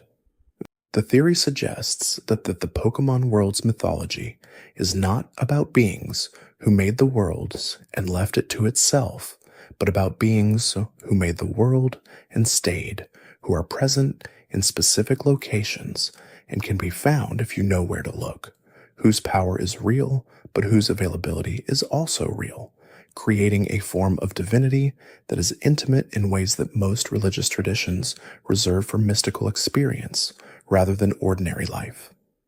Another thought that has circulated for years concerns what the Pokémon world's remarkably low death rate reveals about its fundamental nature. Pokémon faint, but do not die in battle. Trainers are described as being injured in confrontations, but never killed. The world is populated by creatures of enormous destructive capacity, capable of leveling mountains and boiling oceans, and yet the everyday reality of the world is one of remarkable safety. Even the villainous teams, despite their apocalyptic goals, rarely produce casualties. The theory holds that this is not simply a concession to the game's young audience, but reflects something true about the world's physics, specifically that the world was designed by its creator beings with a kind of protective parameter built in, something that limits the consequences of conflict to a level that is intense and consequential without being permanently damaging. In a world made by a god who is still present, this would be consistent with the ongoing maintenance of the world's systems, the same attention that keeps time flowing and space intact, also keeping the ordinary conflicts of living creatures from escalating into genuine destruction. The theory suggests that when this parameter is threatened, when villains come close to the kind of power that would exceed its limits, the legendary Pokémon begin to respond, the guardians of the world's fundamental settings moving to restore them. The player character in this framework is not so much a hero as a trigger, the ordinary person whose actions create the conditions for the world's protective mechanisms to activate. The theories surrounding Pokémon Gold and Silver's Sinjo ruins, accessible through an event with a special Arceus, are among the most cosmologically ambitious in the series. When the player arrives at the ruins with the event Arceus, the Pokémon leads them to a specific location, and the scene that follows depicts Arceus creating a legendary Pokémon, either Dialga, Palkia, or Giratina, directly before the player's eyes. The ruined architecture around them is described as having been built by the people of Sinnoh and Johto together, connecting the two regions across whatever historical distance separates them. The theory holds that this event is not simply an unusual way to obtain legendary Pokémon, but is a piece of cosmological instruction, the game showing the player that the process by which the world's fundamental legendary Pokémon came into existence can happen again, that creation is ongoing rather than completed, that the moment at the beginning of the world when Arceus shaped the forces that would govern it was not a singular, unrepeatable event, but something that can recur under the right conditions. This makes the Sinjo Ruins event not a story about obtaining powerful Pokémon, but a story about witnessing the continuation of creation, standing at a place where the past and present of the world's mythology overlap, and experiencing something that most characters in the world would never have access to. Another quiet detail surfaces in the way the games treat the concept of memory across the Pokémon and their trainers. Several Pokémon are described in their Pokédex entries as having unusual relationships with memory, either possessing extraordinary memory or being defined by loss of it. Slowpoke's slow processing means it often forgets things before it has fully registered them. Sigilyph is described as flying the same route forever, having been entrusted with a mission it can no longer remember the origins of. Milita's song is said to have the power to restore memories in those who hear it. Xerneas is described as having slept for 1,000 years and awakened. Zygarde is described as monitoring the ecosystem from a distributed form, possessing a kind of collective distributed awareness rather than individual continuous memory. The theory holds that these varied relationships with memory across Pokémon species reflect the Pokémon world's understanding of consciousness as something that exists in many different forms, none of which matches exactly what human memory and identity feel like. A creature whose sense of time is different from a human's is a creature whose experience of what it is to be itself across time is also different, which means that the question of what constitutes the same individual across years or generations is a much more complex one in the Pokémon world than in ours. The theory suggests that evolution itself, the transformation of one creature into another, is one of the places where the Pokemon world grapples most directly with this question, with the games never quite resolving whether a Caterpie that evolves into a Metapod and then a Butterfree is the same individual throughout or has become something different, and holding that unresolved quality as part of what makes evolution in the Pokemon world feel like more than just a mechanical upgrade. One final theory sits quietly at the intersection of all the others, and it concerns the player themselves. In every Pokemon game, the player character is a child who does not speak, whose internal life is never described, whose emotional responses are never shown, who exists in the world as a presence rather than a personality. This is a practical necessity of game design, creating a neutral vessel that the player can inhabit, but the theory holds that it is also a meaningful creative choice, that the silent, expressionless protagonist is the game's acknowledgement that the person actually experiencing the world is the player, not the character on screen. The character is a placeholder, an outline, a position to stand in, and the experiences the game provides are not happening to them, but through them to the player, sitting with the cartridge or the console. In this reading, the theories the community has built about the Pokemon world are not interpretations of a story someone else wrote, but continuations of an experience the games deliberately left incomplete. The games provide settings, encounters, mechanics, and fragments of lore, and the player brings the rest: the emotional response, the imagination, the desire to understand what it all means. The community's theories are the collective imagination of every player who ever looked at this world and felt that it was asking them to pay closer attention than the surface required. And in that sense, every theory, however elaborate or unlikely, is the game working as it was always designed to work, quietly inviting the player to become not just a participant in the world, but a co-creator of the meaning it contains. There is a theory about the way the Pokemon world handles the concept of darkness, not as a type, but as a thematic condition. And it begins with the observation that every region has locations that feel fundamentally different from the rest of the map, places where the ordinary cheerfulness of the Pokemon world thins and something quieter and stranger takes its place. The Lost Cave in Fire Red and Leaf Green is a maze with no map guidance, described as a place where people who wander in become lost and sometimes never find their way out. Mount Pyre in Hoenn is a mountain dedicated to deceased Pokemon, its upper areas populated only by ghost types and the gravekeepers who have made their lives in the presence of those graves. The Old Chateau in Sinnoh is an abandoned mansion with a ghost that appears briefly in an otherwise ordinary game, a child's face flickering in the television screen, an old man drifting through a room and vanishing when approached. The Marvelous Bridge in Unova is where a Pokemon appears only when the Pokeflute item is played, a creature that should not logically be there, waiting. The theory holds that these locations are not simply flavor text or optional content, but are the Pokemon world's acknowledgement of its own limits, places where the system of cheerful adventure and friendly competition that governs most of the game's geography breaks down into something the game cannot fully explain or resolve. Every region has these places, and every one of them is optional. The player who stays on the main path will never encounter most of them.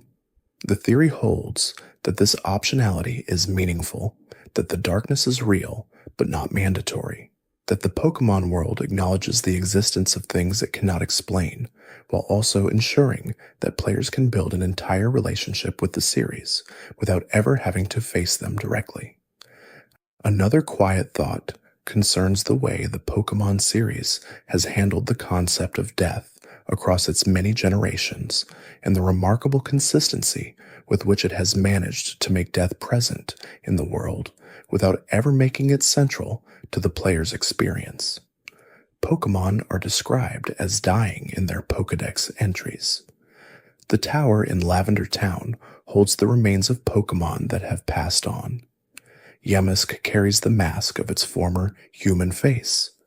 Litwick feeds on the life energy of travelers who follow its light. Phantump is the spirit of a child who died in the forest.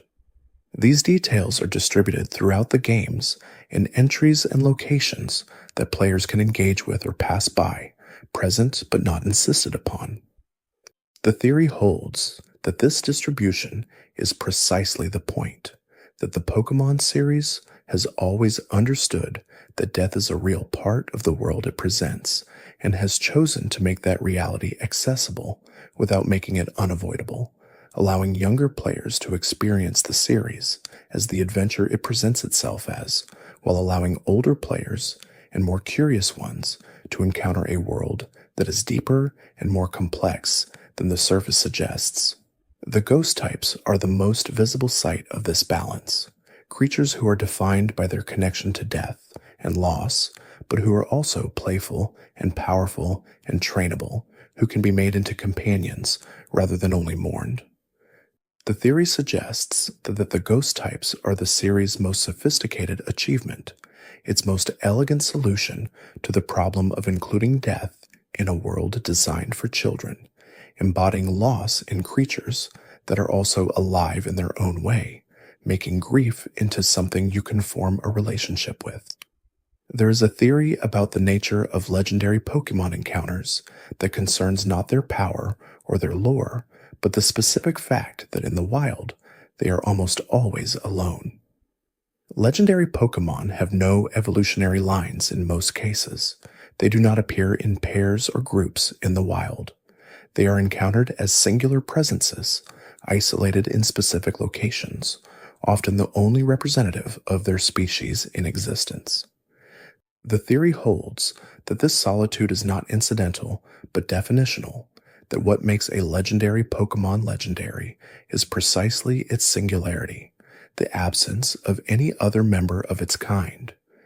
In a world populated by species that exist in communities, that breed and produce offspring and form ecosystems, the legendary Pokémon exist outside of that network entirely. They are not part of any food chain, not part of any mating population, not part of any seasonal migration.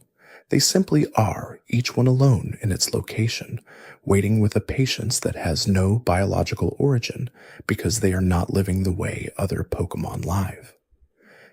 The theory extends this to suggest that the legendary Pokémon experience of time and self is fundamentally different from that of ordinary Pokémon, precisely because they have no social reference, no others of their kind against whom to measure their own development or change.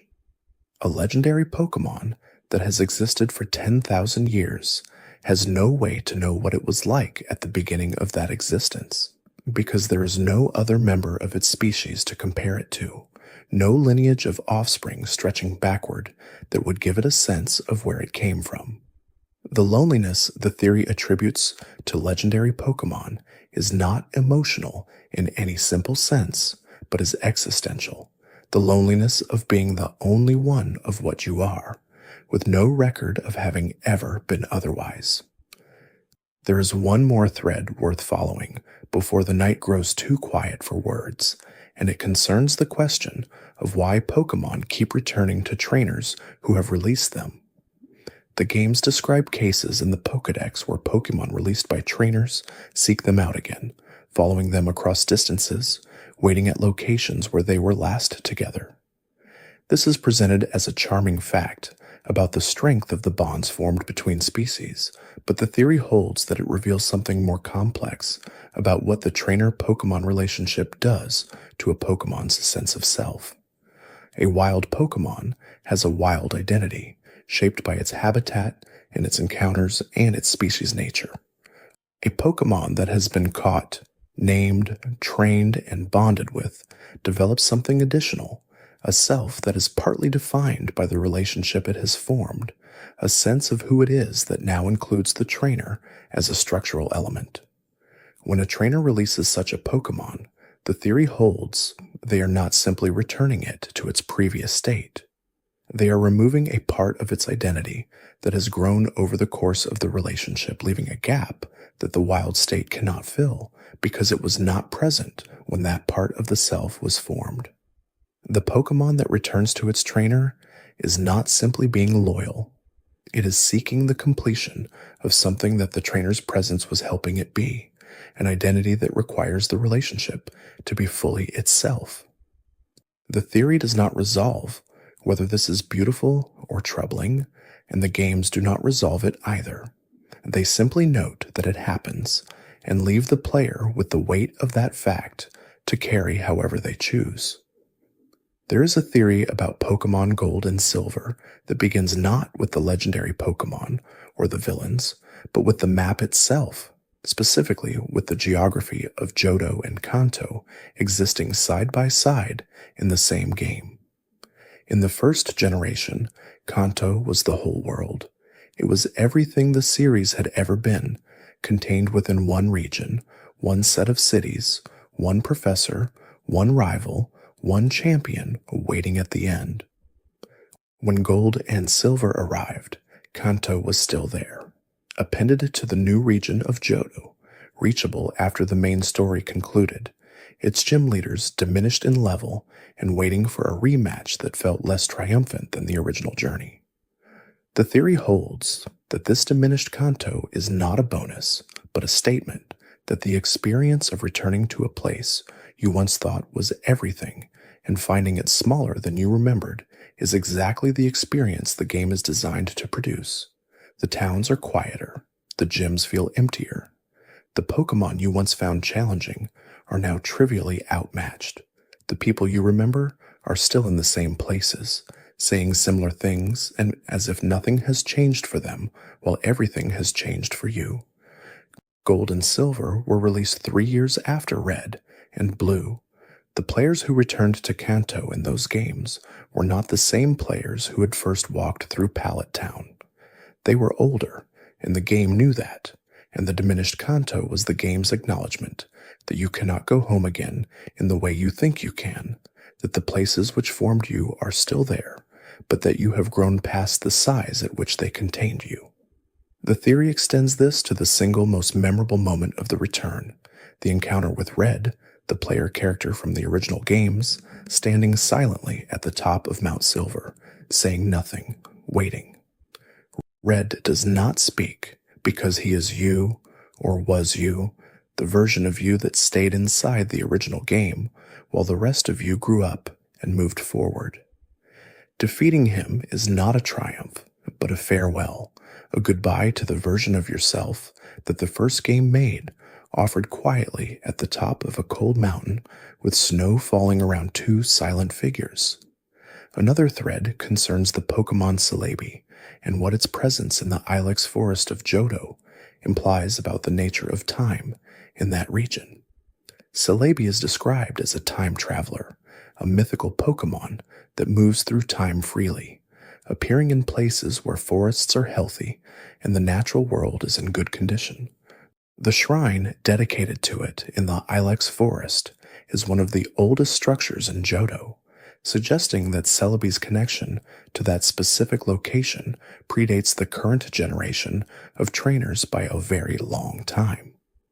The theory holds that the Ilex forest has been a kind of temporal anchor point, a location where Celebi returns repeatedly across different moments in time because something about its specific quality of stillness and health makes it a stable reference point across eras.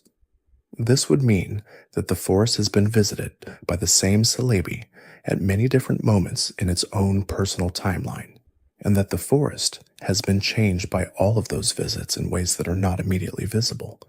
Trees that grew in particular patterns, clearings that opened in specific places, paths that formed in directions that served travelers across centuries, all of these could be the accumulated consequence of a time traveler choosing the same location across hundreds of separate journeys. The theory makes the Ilex forest not simply a location on the map, but a crossroads of times, a place where past and future versions of the same creature have left marks on the present without anyone who lives there knowing what those marks mean or how they came to be there. There is a theory about the move Memento, one of the darkest moves in the series, both mechanically and thematically, and what its existence reveals about the Pokémon world's understanding of sacrifice. Memento is a move in which the user feints itself to sharply lower the opposing Pokémon's attack and special attack stats. The name is a Latin word meaning reminder, specifically something kept in memory of someone who is no longer present.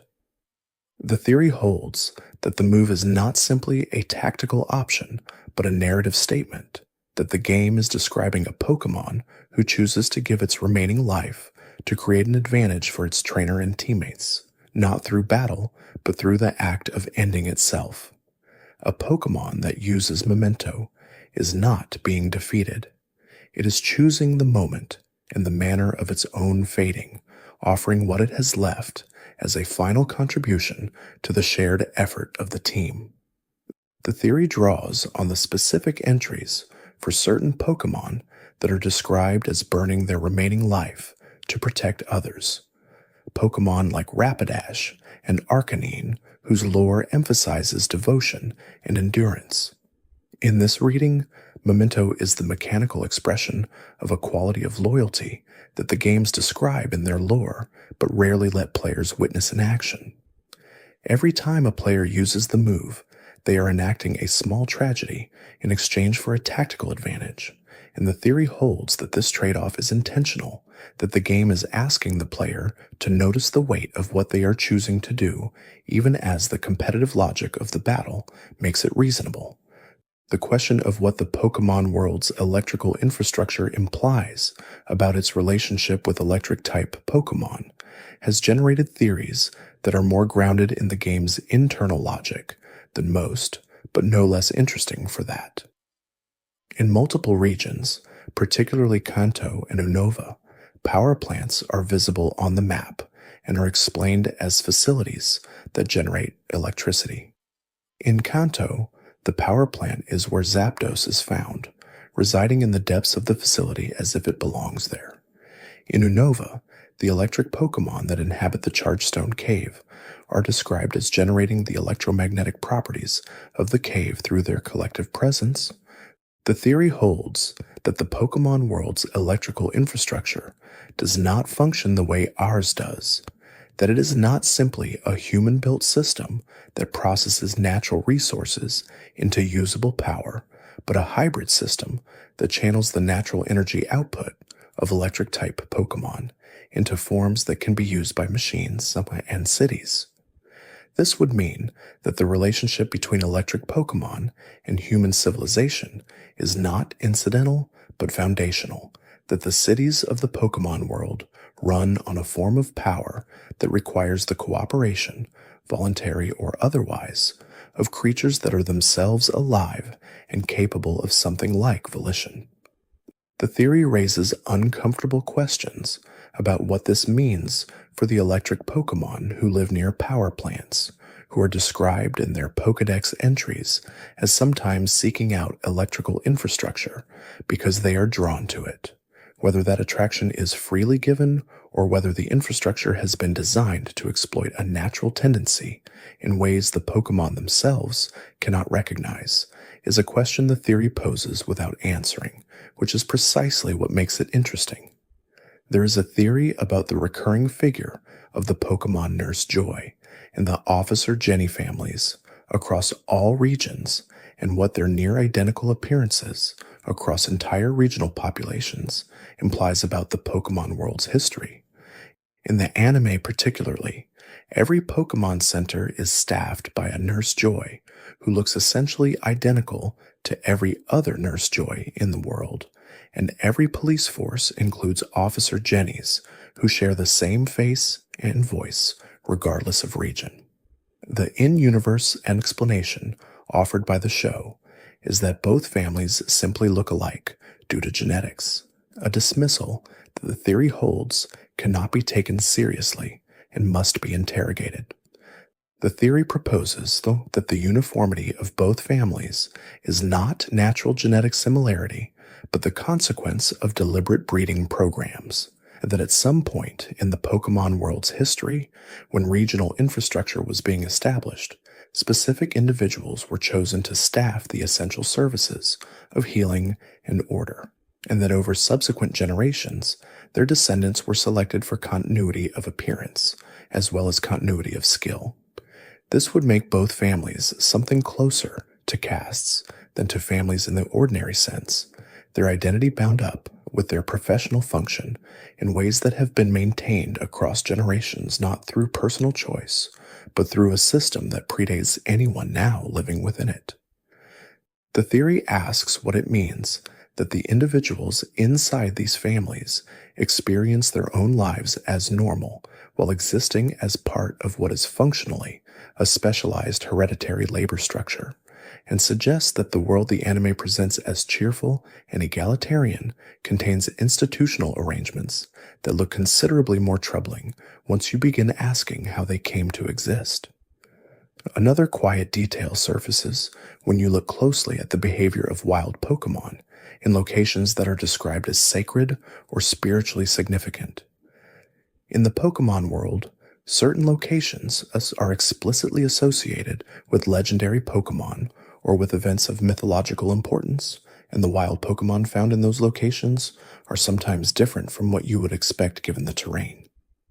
The Tin Tower in Johto, where Ho-Oh once roosted and will roost again if conditions are right, is surrounded by wild Pokemon that feel attuned to something elevated and ancient in ways that purely mundane locations do not produce.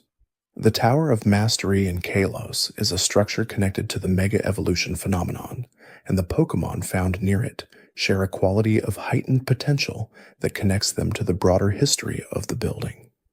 The theory holds that locations with sacred or mythological significance in the Pokemon world actually function as concentration points for whatever energy the relevant legendary Pokemon left behind during the events those locations commemorate, and that the wild Pokemon who inhabit those areas have been quietly shaped by that energy over generations, becoming slightly different from their counterparts in ordinary locations in ways that are too subtle to be captured in a Pokédex entry, but that are real nonetheless.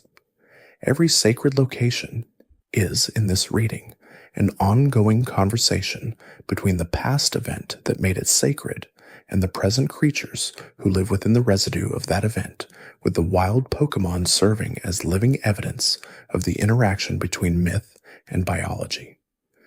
There is a theory about Jirachi, the wish-granting mythical Pokemon, that concerns what it means to have a wish granted by something that is genuinely capable of making any wish come true. Jirachi is described as sleeping for 1,000 years at a time and awakening for only 7 days during a period associated with a meteor shower, during which it can grant wishes. The theory holds that the mechanism by which Jirachi grants wishes is not a magical external force, but something more fundamental, that Jirachi's awakening is itself connected to the same forces that govern the physical laws of the Pokemon world, that the wishes it grants are not additions to reality, but adjustments to it, things the world already contained the capacity for being redirected toward a specific outcome. In this reading, Jirachi cannot grant any wish, but can grant wishes that fit within what the world is already trying to do, or can do, making it less an all-powerful wishing machine, and more a very precise and powerful facilitator. This would explain why Jirachi has not ended all suffering, or remade the world in some more perfect image during the thousands of years it has been cycling through sleep and wakefulness. It does not have that power because that power would require the world to become something other than itself, and the world has a direction that Jirachi works with rather than against. The 7 days of wakefulness and the 1,000 years of sleep would then represent a natural rhythm in which the world requires only occasional, gentle adjustments. And Jirachi is the mechanism by which those adjustments are made, not by any individual who wakes it, but by the accumulated pressure of what the world genuinely needs at that particular moment in time. Another idea worth sitting with involves the way certain Pokemon locations seem to exist outside of ordinary spatial logic and what this implies about the world's underlying structure. The distortion world in Pokemon Platinum is the most explicit example, a realm where gravity operates in multiple directions, where the floor becomes the ceiling without transition, where the layout does not follow any consistent map logic. But similar spatial strangeness appears in more subtle ways elsewhere. The Pokemon Tower in Lavender Town seems larger on the inside than its exterior should contain. The Safari Zone in Kanto has ecological diversity that does not match its apparent size. The Battle Frontier facilities in Hoenn and Sinnoh contain interior spaces that seem architecturally impossible given the structures that house them. The theory holds that the Pokemon world space is not uniform, that certain locations are connected to dimensions or energies that expand or contract their available space in ways that architects and travelers accept without questioning because they have always been this way. In a world where legendary Pokemon created the dimensions of time and space as distinct governed entities, where alternate dimensions like the distortion world exist alongside the ordinary world with permeable boundaries, the fact that some locations seem spatially impossible is less a design inconsistency and more a reflection of a world in which space itself has variable properties, depending on what has happened in a location and what powers are present within it. The theory about the relationship between the Pokemon world's technology and the development of Pokemon themselves is one of the oldest in the community and concerns whether human technological development and Pokemon evolution have influenced each other over the centuries. The most visible evidence is the existence of Pokemon like Magnemite, Magneton, and Magnezone, electric and steel types whose design is explicitly mechanical, whose Pokédex entries describe them as creatures that seem to be made of magnets and metal rather than biological tissue in the conventional sense. Their evolution from Magneton into Magnezone was first possible near specific magnetic fields, suggesting that the energy environment created by human technology can trigger evolutionary changes in Pokémon that would not otherwise occur. The theory holds that this is not a coincidence of the Magneton line, but a general principle that human technological development has been shaping Pokemon evolution for as long as humans have been building things, and that some of the Pokemon that appear to be natural are actually the descendants of creatures that adapted to human infrastructure over many generations. Voltorb and Electrode are shaped exactly like Pokeballs and have Pokédex entries that speculate about their connection to those devices, with some entries suggesting they may have evolved from Pokeballs energized by some unknown force. This would mean that the tools humans created to interact with Pokemon have, over time, produced new Pokemon in their image, a feedback loop between human design and natural adaptation that has been running since the Pokeball was first invented. There's a theory about Professor Elm of Johto that is quieter than most, but lingers once you have noticed it.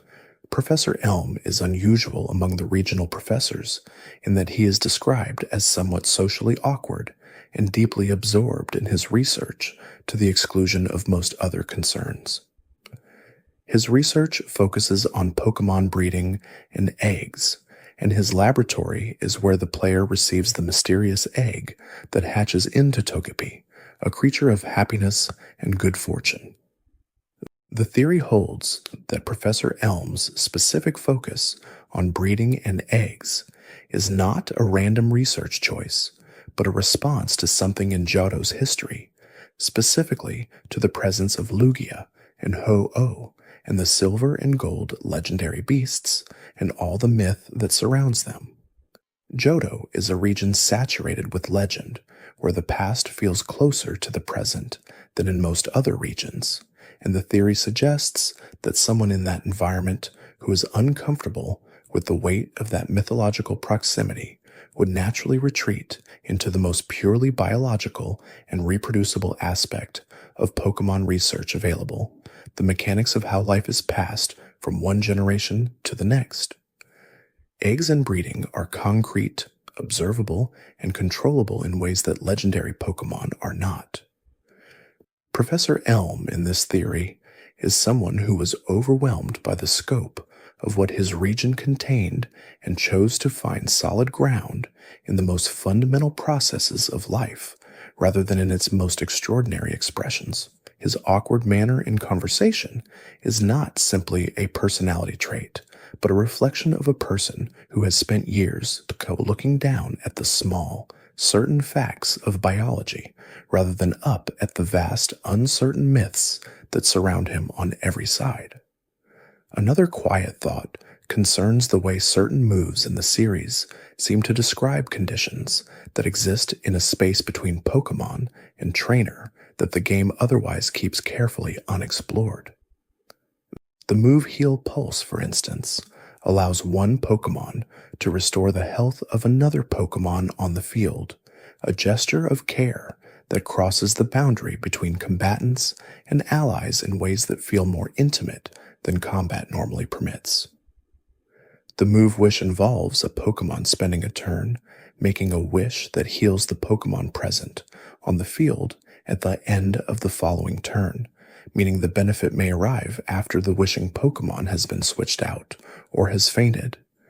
The theory holds that Wish describes a Pokemon investing something in an outcome it may not be present to experience, spending a moment of focused intention on behalf of whoever comes after it, which is an act of loyalty that extends beyond the individual and beyond the present moment. The move Helping Hand, in which a Pokemon powers up its partner's move in a double battle, describes a physical collaboration between two creatures in ways that the single battle format cannot accommodate. These moves are tactical, but the theory holds that they are also testimonials, the game's way of showing forms of Pokemon behavior and relationship that the ordinary structure of individual combat cannot contain, moments where the tight economy of battle opens slightly to accommodate something warmer and more mutual than damage dealing and fainting. There is a theory about the nature of unown and what the chamber in Union Cave and the ruins of Alph imply about the relationship between language and reality in the Pokemon world. Unown are Pokemon shaped like letters of a specific alphabet, each one corresponding to a single character, and when they appear together in groups, they are described as generating a powerful and mysterious energy. The ruins that contain them are covered in inscriptions that predate any known written language in Johto, and the connection between the shapes of the unown themselves and those ancient inscriptions raises the questions of whether the unown came before the written language or after it.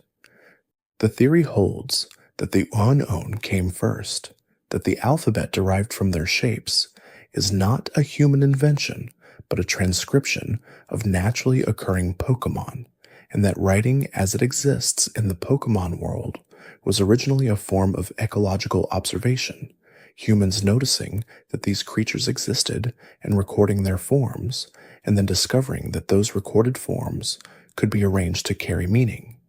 If this is true, then every written word in the Pokemon world is made of letters that are also living creatures, and every piece of writing is a kind of community of unown arranged in sequences that carry information.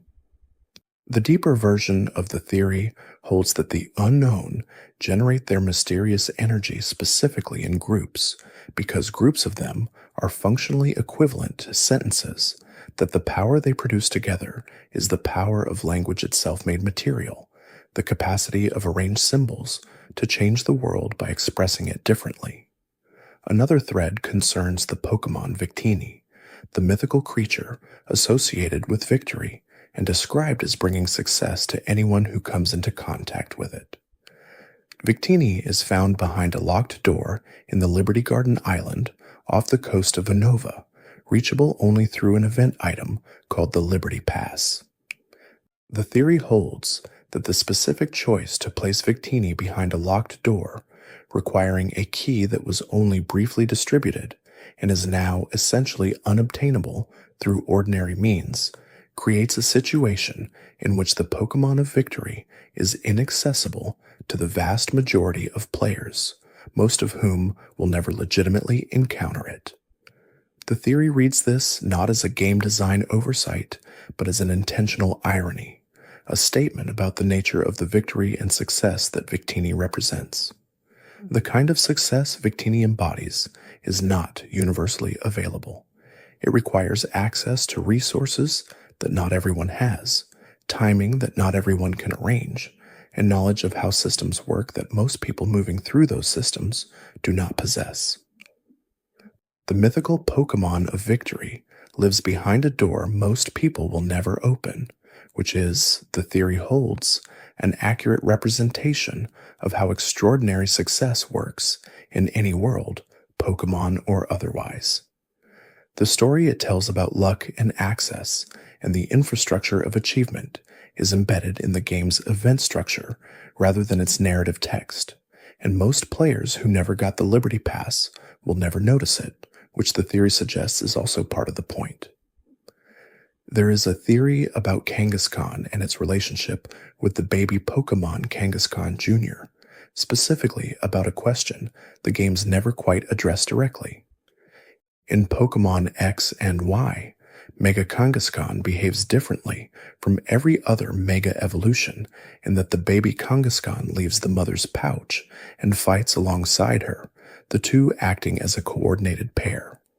This mechanic was justified within the game as the baby learning from the mother in battle, but the theory concerns what this reveals about ordinary Kangaskhan's reproductive biology, specifically the question of how the baby in the pouch got there. Kangaskhan has never been found as a wild Pokémon without a baby in its pouch.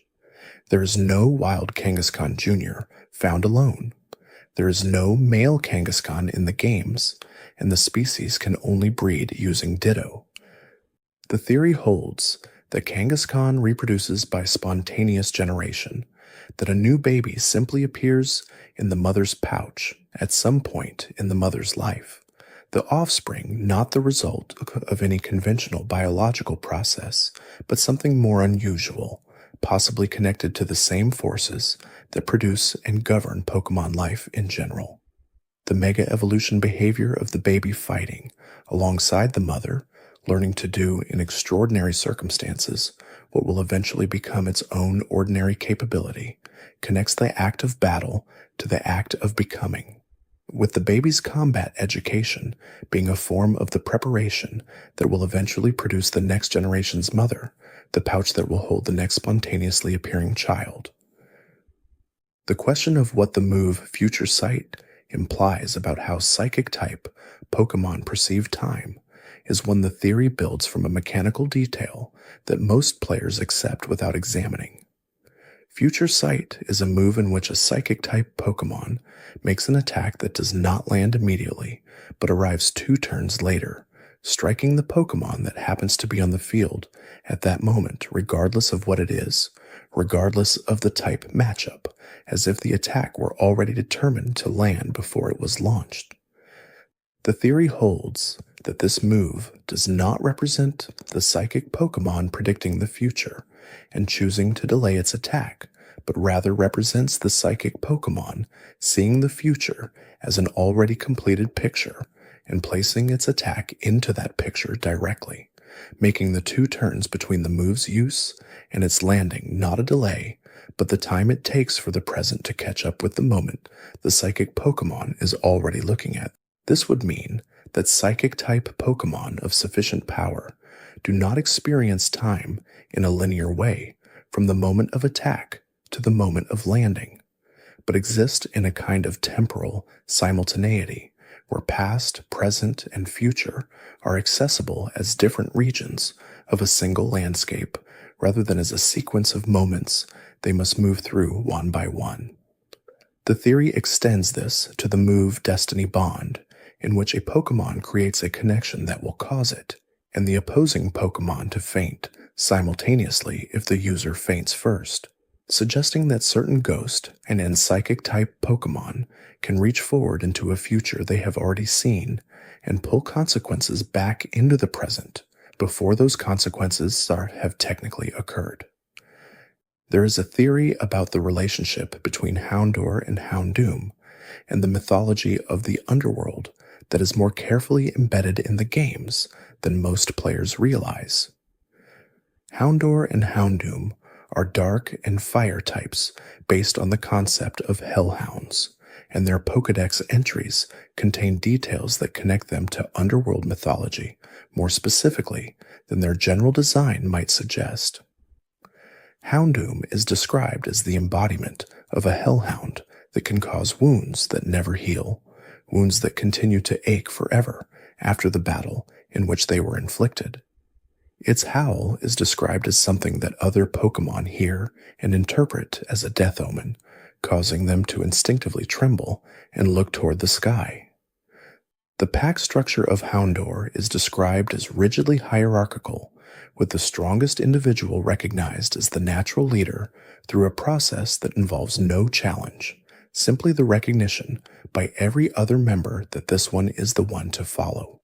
The theory holds that this combination of wound permanence, death omen howling, and natural hierarchical authority connects the Houndoom line not just to hellhound mythology generally, but to the specific mythological figure of the Psychopomp, the creature that accompanies souls from the world of the living to the world of the dead.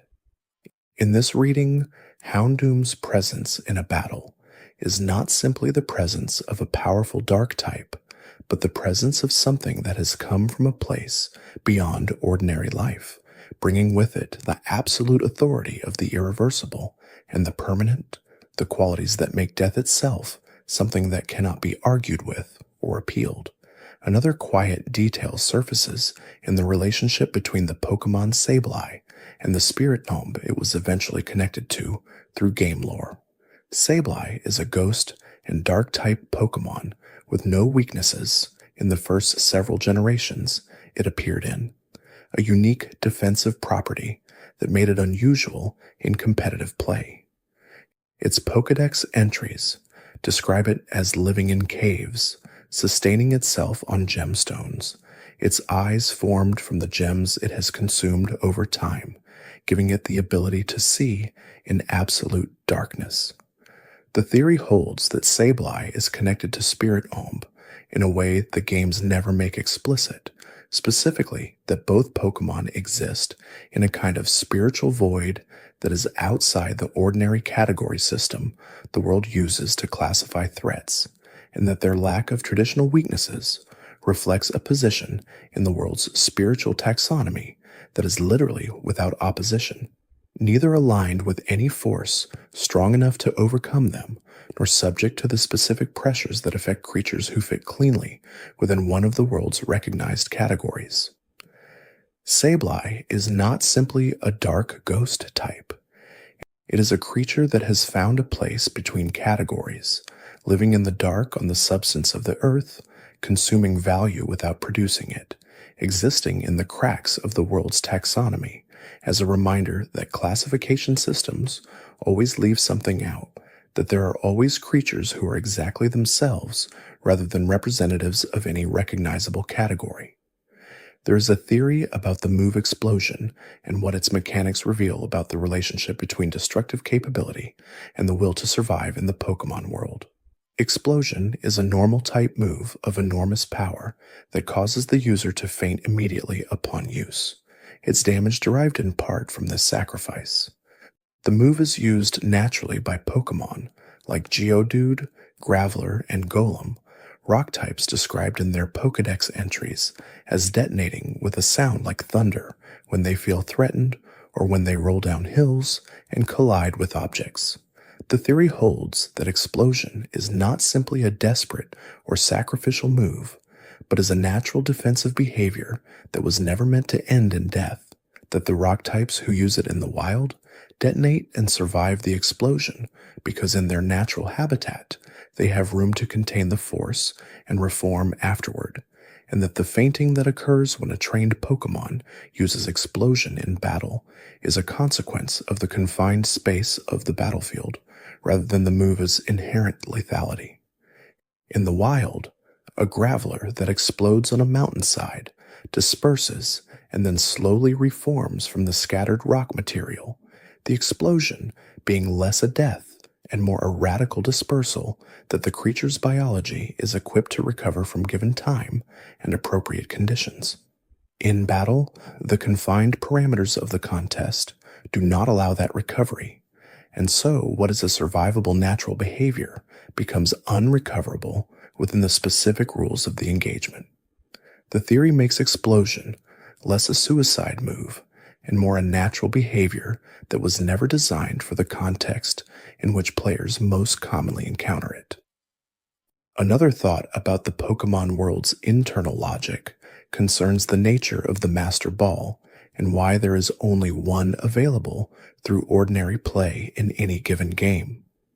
The Master Ball is described as the ultimate Pokéball, one that catches any wild Pokémon without fail, requiring no battle damage reduction or status infliction or careful timing. It is given to the player by Sylph Company's president in Kanto and by the relevant analogous figure in later games, and it represents the apex of Pokéball technology, something so effective at its function that it has essentially solved the problem of capture entirely. The theory holds that the reason only one is available through ordinary play is not a game design decision to preserve challenge, but a statement about the Pokémon world's own ambivalence about what the Master Ball represents. In a world where the relationship between trainer and Pokémon is supposed to be built through mutual efforts through the process of weakening and catching and training and developing trust, a device that bypasses all of that in a single throw represents something that most people in the world would find troubling rather than desirable. The Master Ball catches without negotiation, without the Pokémon having any effective means of response, without the encounter producing any of the challenge that creates the conditions for genuine bonding. The theory suggests that Sylph Company keeps production of the Master Ball extremely limited, not because of manufacturing constraints, but because of an ethical discomfort with what universal, irresistible capture means for the relationship between trainers and Pokémon, producing exactly enough for the cases where the ordinary negotiated process is genuinely impossible and no more. There is a theory about the way the Pokémon anime handles the concept of legendary Pokémon sightings and why they are treated differently by different characters in the show. Ash encounters legendary Pokémon with remarkable frequency across his journey, and these encounters are often presented as transformative and significant. But when Ash returns to familiar places or meets familiar people and mentions what he has experienced, the reactions are often skeptical or dismissive, treating his accounts of legendary encounters as the enthusiastic exaggerations of a particularly imaginative child. The theory holds that this is not simply a comedic device, but reflects something real about the world's epistemology, the way knowledge is evaluated and distributed in a society that contains genuinely mythological beings whose existence is disputed by many people despite being documentable by those who are in the right place at the right time. The Pokémon world has a scientific infrastructure, professors who study Pokémon systematically, a Pokédex that catalogs thousands of species, regional experts who have dedicated careers to specific areas of Pokémon research. Within that infrastructure, legendary Pokémon occupy an uncomfortable position, too powerful and rare to be studied through ordinary methods, too significant to be dismissed, but also encountered frequently enough by traveling trainers that a professional skepticism about specific claimed sightings is reasonable given how many such claims turn out to be misidentifications. Ash's legendary encounters are real, but the theory holds that the world he returns to after each encounter is a world whose knowledge systems have not caught up with what he has witnessed, making him perpetually ahead of the evidence by virtue of having been somewhere that most people never go. Another idea concerns the Pokemon Phione and its relationship with Manaphy, and what the mechanics of their interaction reveal about the category of mythical Pokemon and what it means to be one. Phione can be obtained by breeding Manaphy with Ditto, making it one of the only mythical Pokemon that can be reproduced through breeding rather than being a singular, unique specimen or a fixed rare encounter. However, Phione cannot evolve into Manaphy, even though it was produced from Manaphy's egg and shares many characteristics with it. The theory holds that this asymmetry is meaningful, that the distinction between Phione and Manaphy is the distinction between a creature that carries the pattern of something sacred and a creature that actually is that sacred thing. Manaphy is described as having a water-attuned heart, a Pokemon of deep emotional connection to the sea and to other living things. Its ability to swap the emotional states of any two beings it chooses is described as a power that comes from a genuine quality of its nature rather than a learned skill. Phione shares Manaphy's biology closely enough to produce through its eggs, but does not share whatever additional quality makes Manaphy what it is, the thing that cannot be replicated through reproduction, the thing that makes a mythical creature mythical rather than merely rare. The theory holds that this unnameable additional quality is the focus of the game's reluctance to make Phione a complete equivalent of Manaphy, that the distinction between the two is the Pokemon world's most direct acknowledgement that some forms of significance are not inherited or reproduced, but are simply present in particular individuals and absent in all others, including all their descendants. There is a theory about the Pokemon world's relationship to music and what the prominence of sound-based Pokemon, moves, and mechanics across the series implies about the role of music in the world's fundamental structure. The Pokemon world contains instruments of extraordinary importance. The Poké Flute awakens its sleeping Pokemon.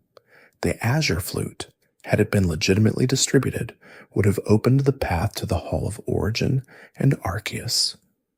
The Eon Flute in Hoenn calls the sky legendaries to the player's location.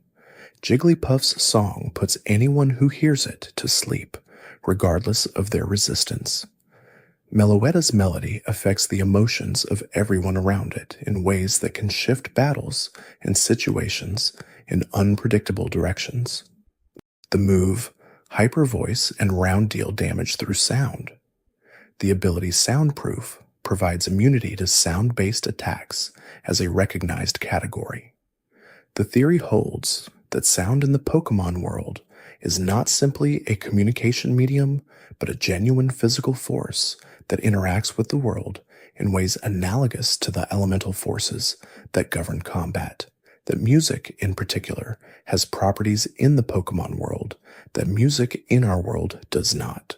Properties that the legendary Pokemon and mythical creatures of sound have always known, and that human musicians are only dimly aware of through the instruments they were taught to play by traditions that began when someone noticed what certain sounds it did to the world around them and decided to learn how to make those sounds again.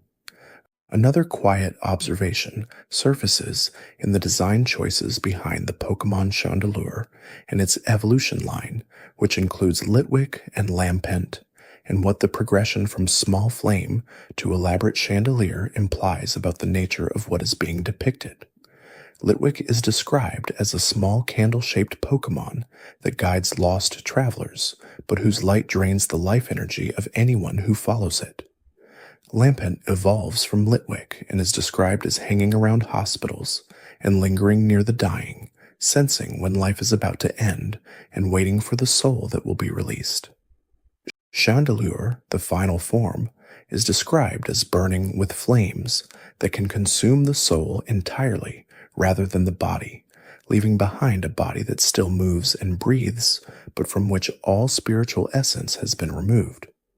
The theory holds that the evolution line is not simply a progression in size and power, but a progression in relationship to death, from the accidental consumption of life energy that Litwick engages in without apparent awareness, through the deliberate attendance at moments of death that Lampent practices, to the complete spiritual consumption that Chandelure performs.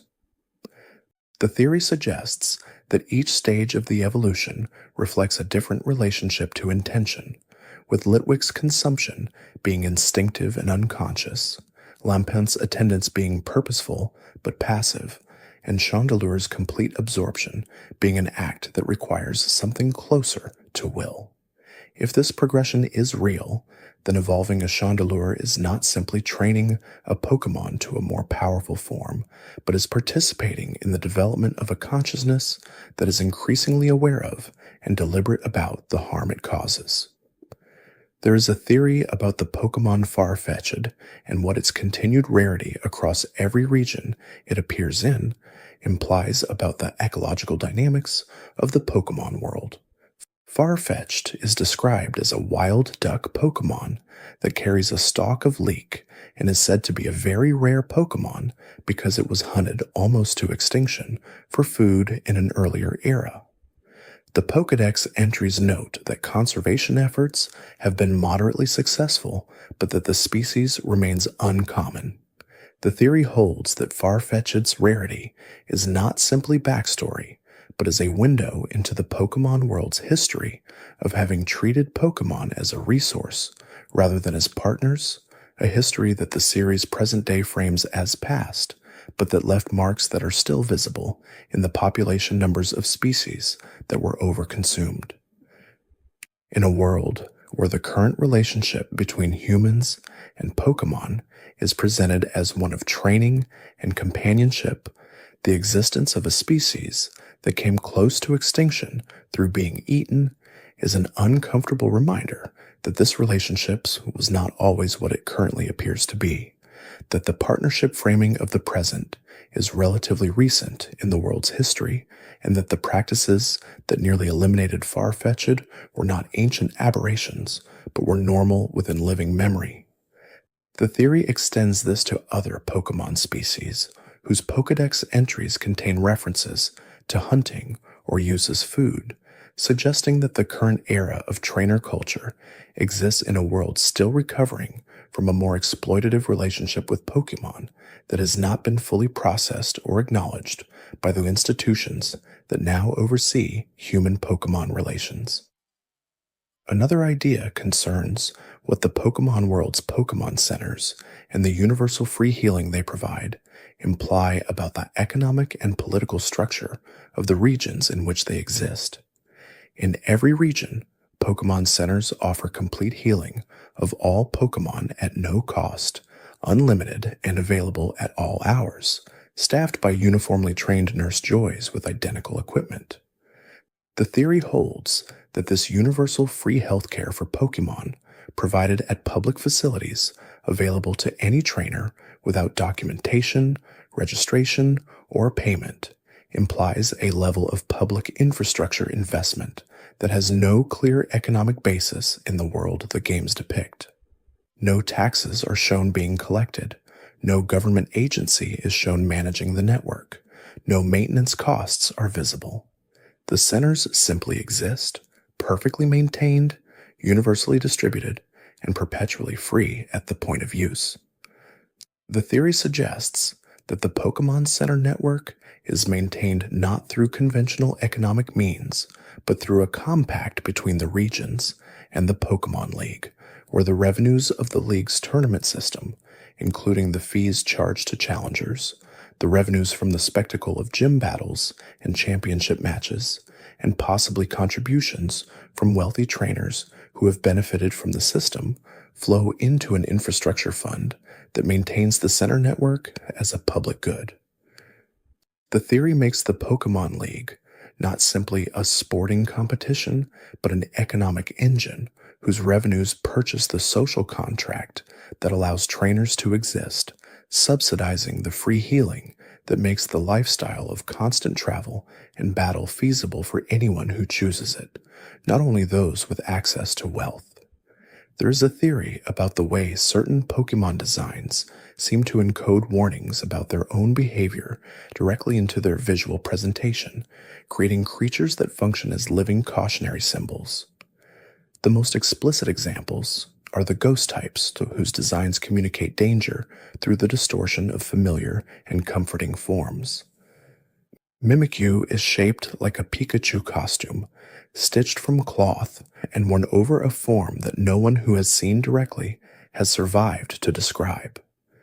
Banette is a discarded doll given life by the grudge it held when it was thrown away. Jellicent is a jellyfish whose stomach contains the ships and their crews who were lost at sea. The theory holds that these designs are not simply creative choices, but are the Pokemon world's folk wisdom encoded into creature design. The accumulated experience of encounters with these specific entities translated into a visual language that communicates what the creature is and what the danger of engaging with it consists of. Mimikyu's warning is about the danger of approaching something familiar and comforting that conceals something fundamentally alien beneath the surface. Banetta's warning is about the energy that accumulates in discarded things, in objects that were loved and then abandoned without the love being properly concluded. Jellicent's warning is about the sea's capacity to absorb loss and carry it forward, transformed into something that feeds on the energy of what it has taken. The theory makes the creature design process in the Pokemon world not an aesthetic exercise but a practical one, the accumulation of experiential knowledge about dangerous encounters translated into forms that can be recognized and prepared for. Another thought concerns the Pokemon Wobbuffet and what its unusual move pool reveals about a philosophical stance the game is taking without explicitly stating it. Wobbuffet knows almost no offensive moves. Its primary moves, Counter and Mirror Coat, return physical and special damage to the opposing Pokemon at double the power received. Its other key move, Destiny Bond, causes it to faint alongside any Pokemon that knocks it out. The ability Shadow Tag prevents the opponent from fleeing or switching out, trapping them in the engagement for as long as Wobbuffet remains conscious. The theory holds that Wobbuffet's entire design is a statement about a specific approach to conflict, specifically the approach of refusing to initiate harm while creating conditions in which any harm attempted against you is immediately returned. Wobbuffet cannot win by dealing damage first. It can only win by absorbing damage and returning it, or by ensuring that its own defeat results in a mutual defeat.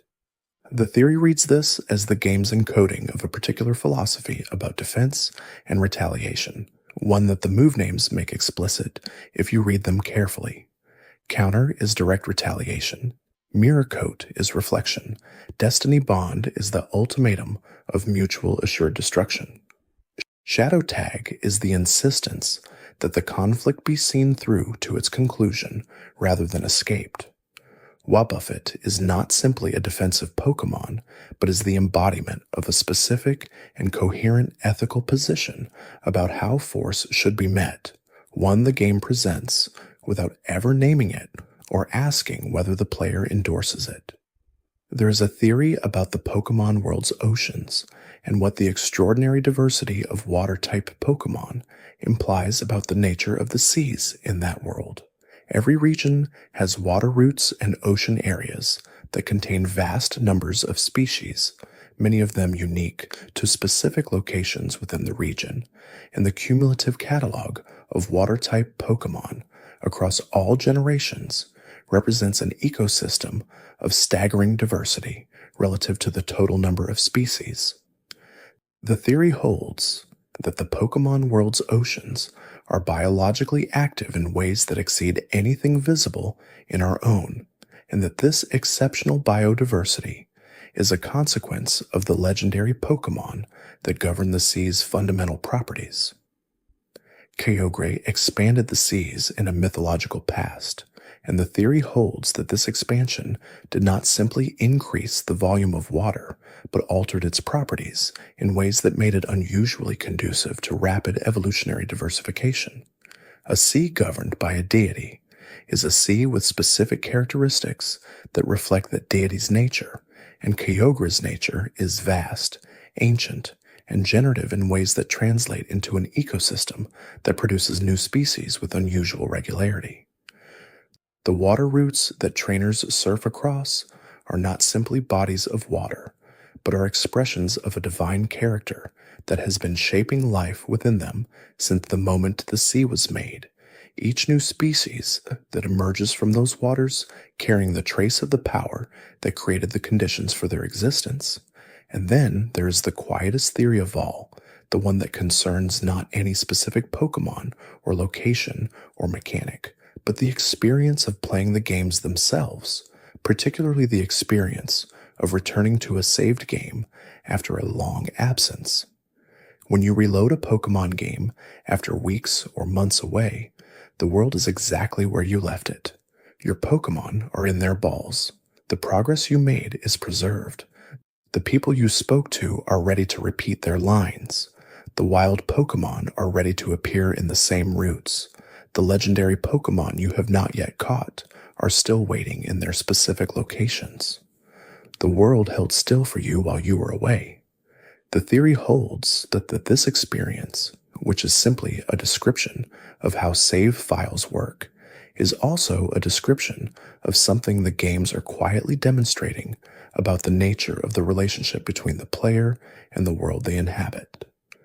The world waits because it was made for you to come back to, not for a character, not for a protagonist, but for you specifically, the person who made the choices that got the game to wherever it currently sits. Every Pokemon game is, in this reading, a world that is always in the process of being discovered by the person who holds it, a world that is patient in a way that the real world is not, that holds your place and keeps your progress and does not change while you are attending to other things.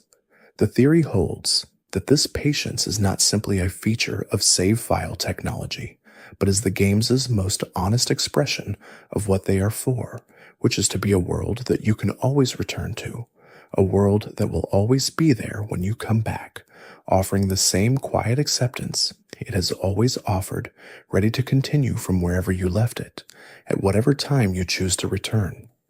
There is a theory about the Pokemon Duskull, Dusclops, and Dusknoir, and what the progression of their evolutionary line implies about the soul's journey after death.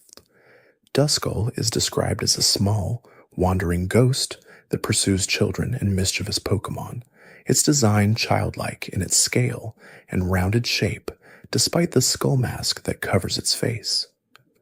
Its Pokédex entries note that it is drawn to tears and suffering, not because it is malicious, but because it is, in some sense, still learning what it is and what the world requires of it.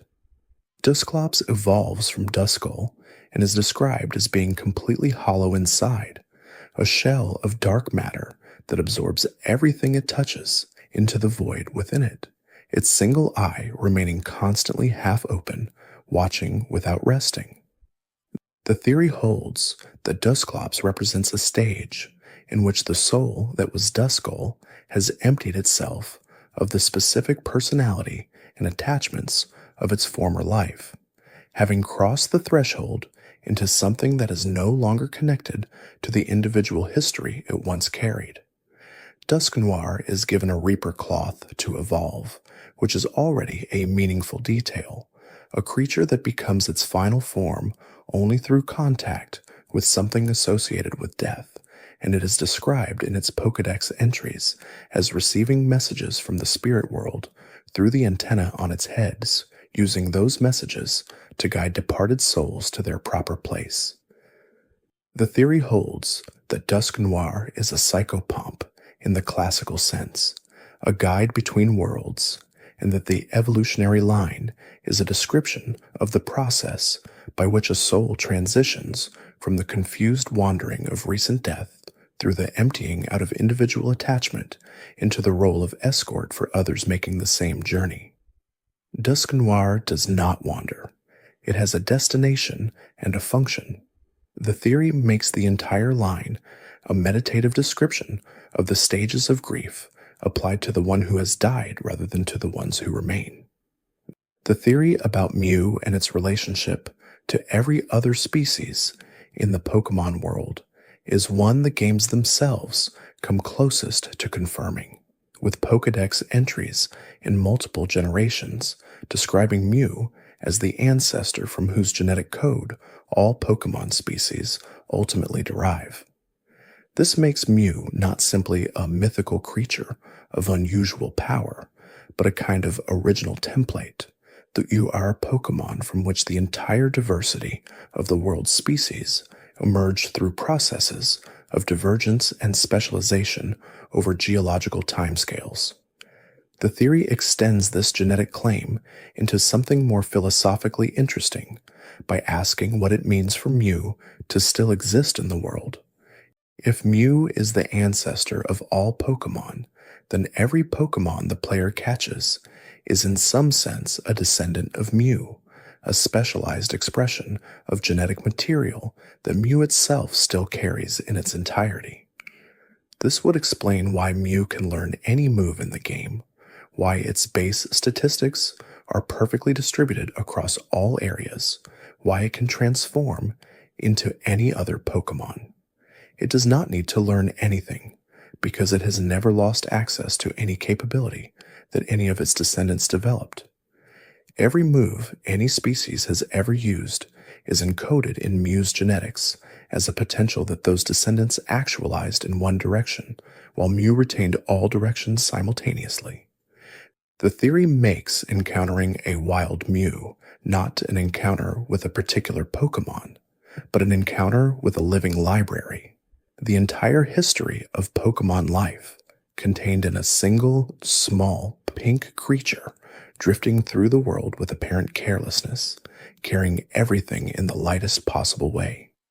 Another thought surfaces around the specific design of the Pokemon world's legendary trios and what the structural consistency of three-member groups implies about how the world organizes its fundamental forces.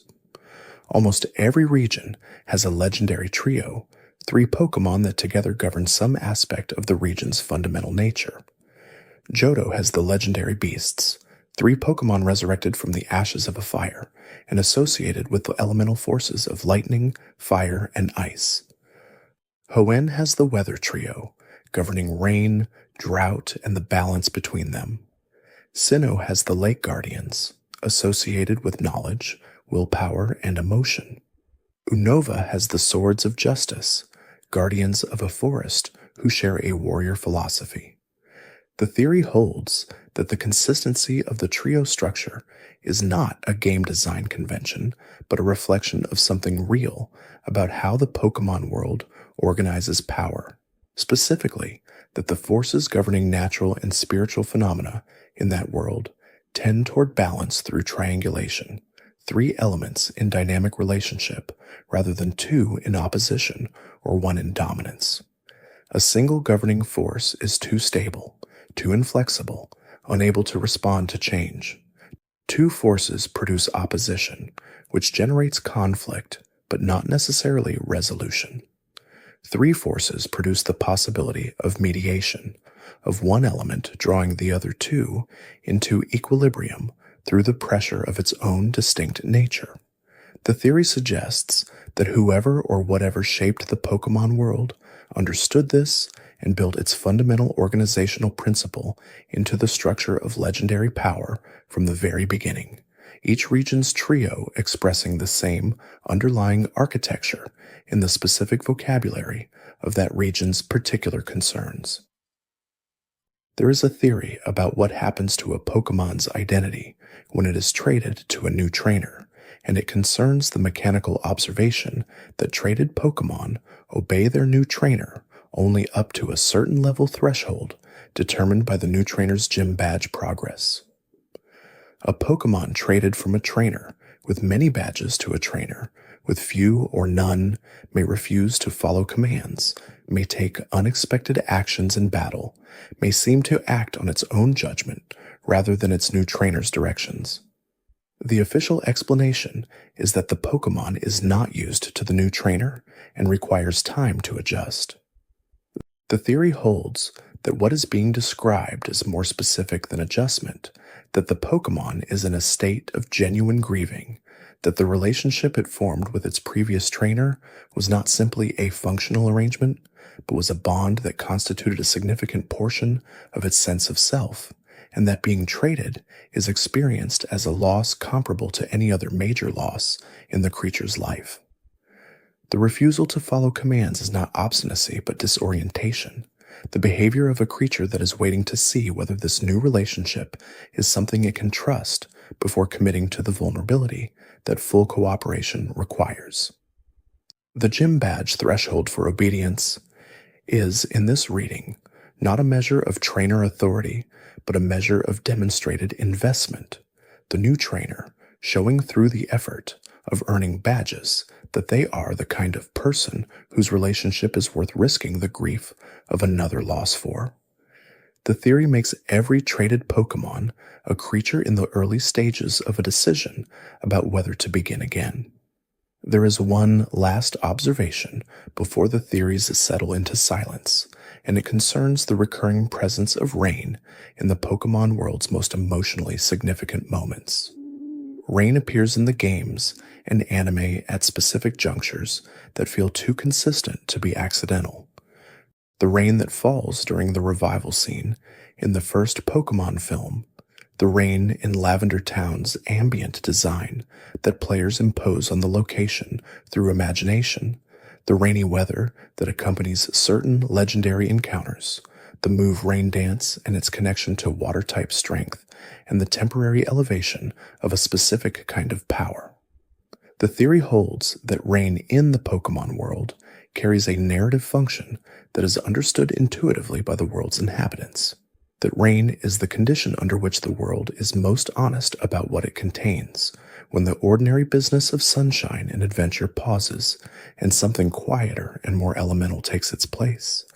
The water type has always been the most diverse and populous of all Pokémon types, connected to the oceans that Kyogre shaped and to the rivers that carry that ancient power into every corner of the world. Rain is the moment when the ocean remembers the land, when the sky returns what the sea gave up.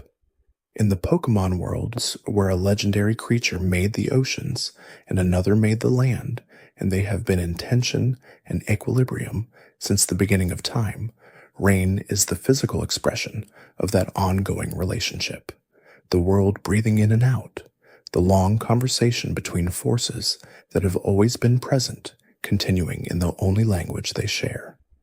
The final theory worth sitting with tonight concerns the nature of the Pokémon world's relationship to memory and loss, themes that appear in scattered places across the series, but that the theory draws together into a single coherent thread.